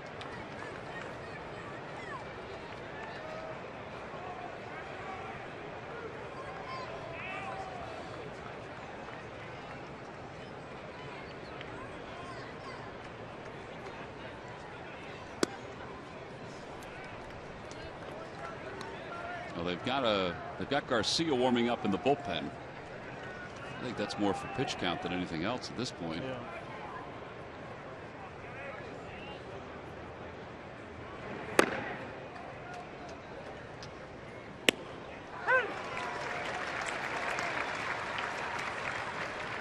One out here in the top of the 9th inning.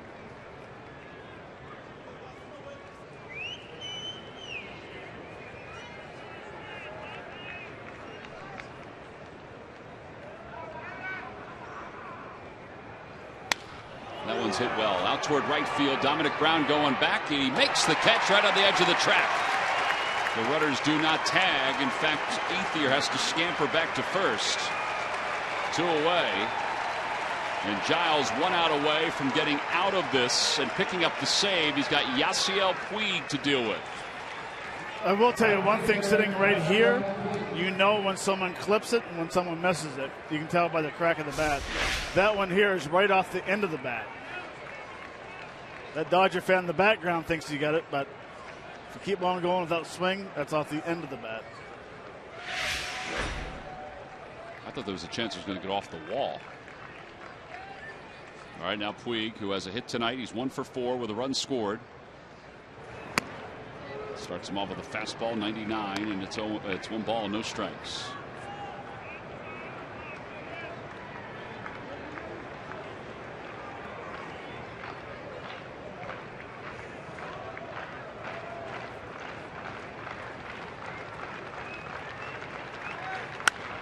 Popped him up. That's you, Ben. No. Tony, you got to be ready for it. Look, it's coming right down. Nope, cut off. You have to be ready when that ball comes off that facade. Yeah. Heads up. I didn't see you put the glove on. Well, I'm not saying in our position, but I'm saying if you're underneath those facades, it comes down in a hurry. 1 ball, 1 strike to Puig. Just a bit low.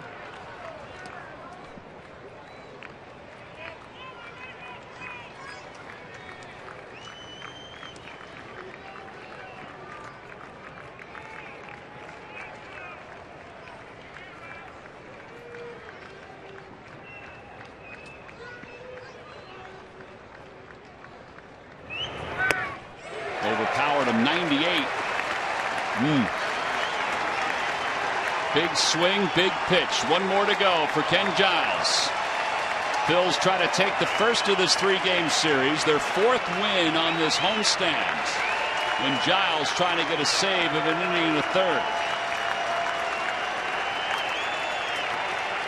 He's got his signs. 2-2. Fastball swung out and missed, and Ken Giles closes the door, and the Phillies win it by a final score of 6-2. It's a save of an inning and a third for Ken Giles, and the Phillies have won 4 of the first 5 games on this homestand. In Jimmy Rollins' return, it was Michael Franco who had the resounding blow, his first career grand slam, and he is our Chevrolet player of the game. Well, whether he had adrenaline or not, the answer came on those last 2 pitches. Yeah, he found it very quickly. Man, oh man, the Yasiel Puig, 98, 98, and a little cheese to wrap up the at-bat.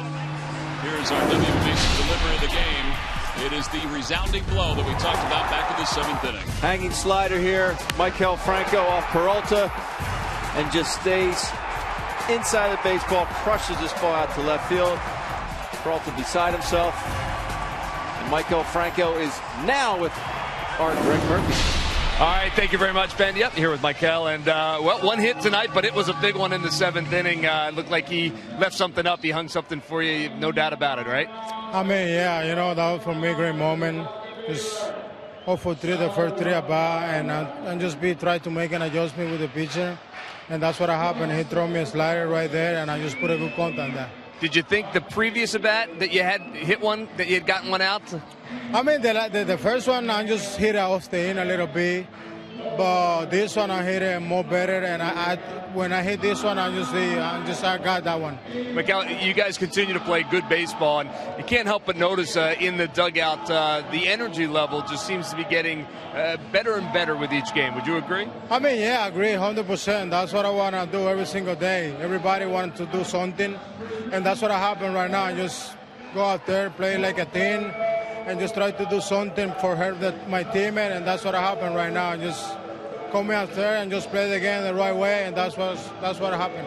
You guys have been playing such good baseball. This is a very good Dodgers team, a first-place Dodgers team. Is it good to be able to measure yourself against that and get a win? I mean, yeah, just like I say, sometimes when you get in trouble, you have to, worry about something, but just when I come out there, doesn't matter what thing it is, just try to play the game like I'm playing right now, and that's what happened right now. All right, congratulations, big hit, and get the win as well. Guys, I'll send it back to you. All right, Murph, we appreciate it. Here's the final out. A little power from Ken Giles, and then a little celebration as well. The Phils win it 6-2. They take game 1. We'll be back to wrap it up right after this.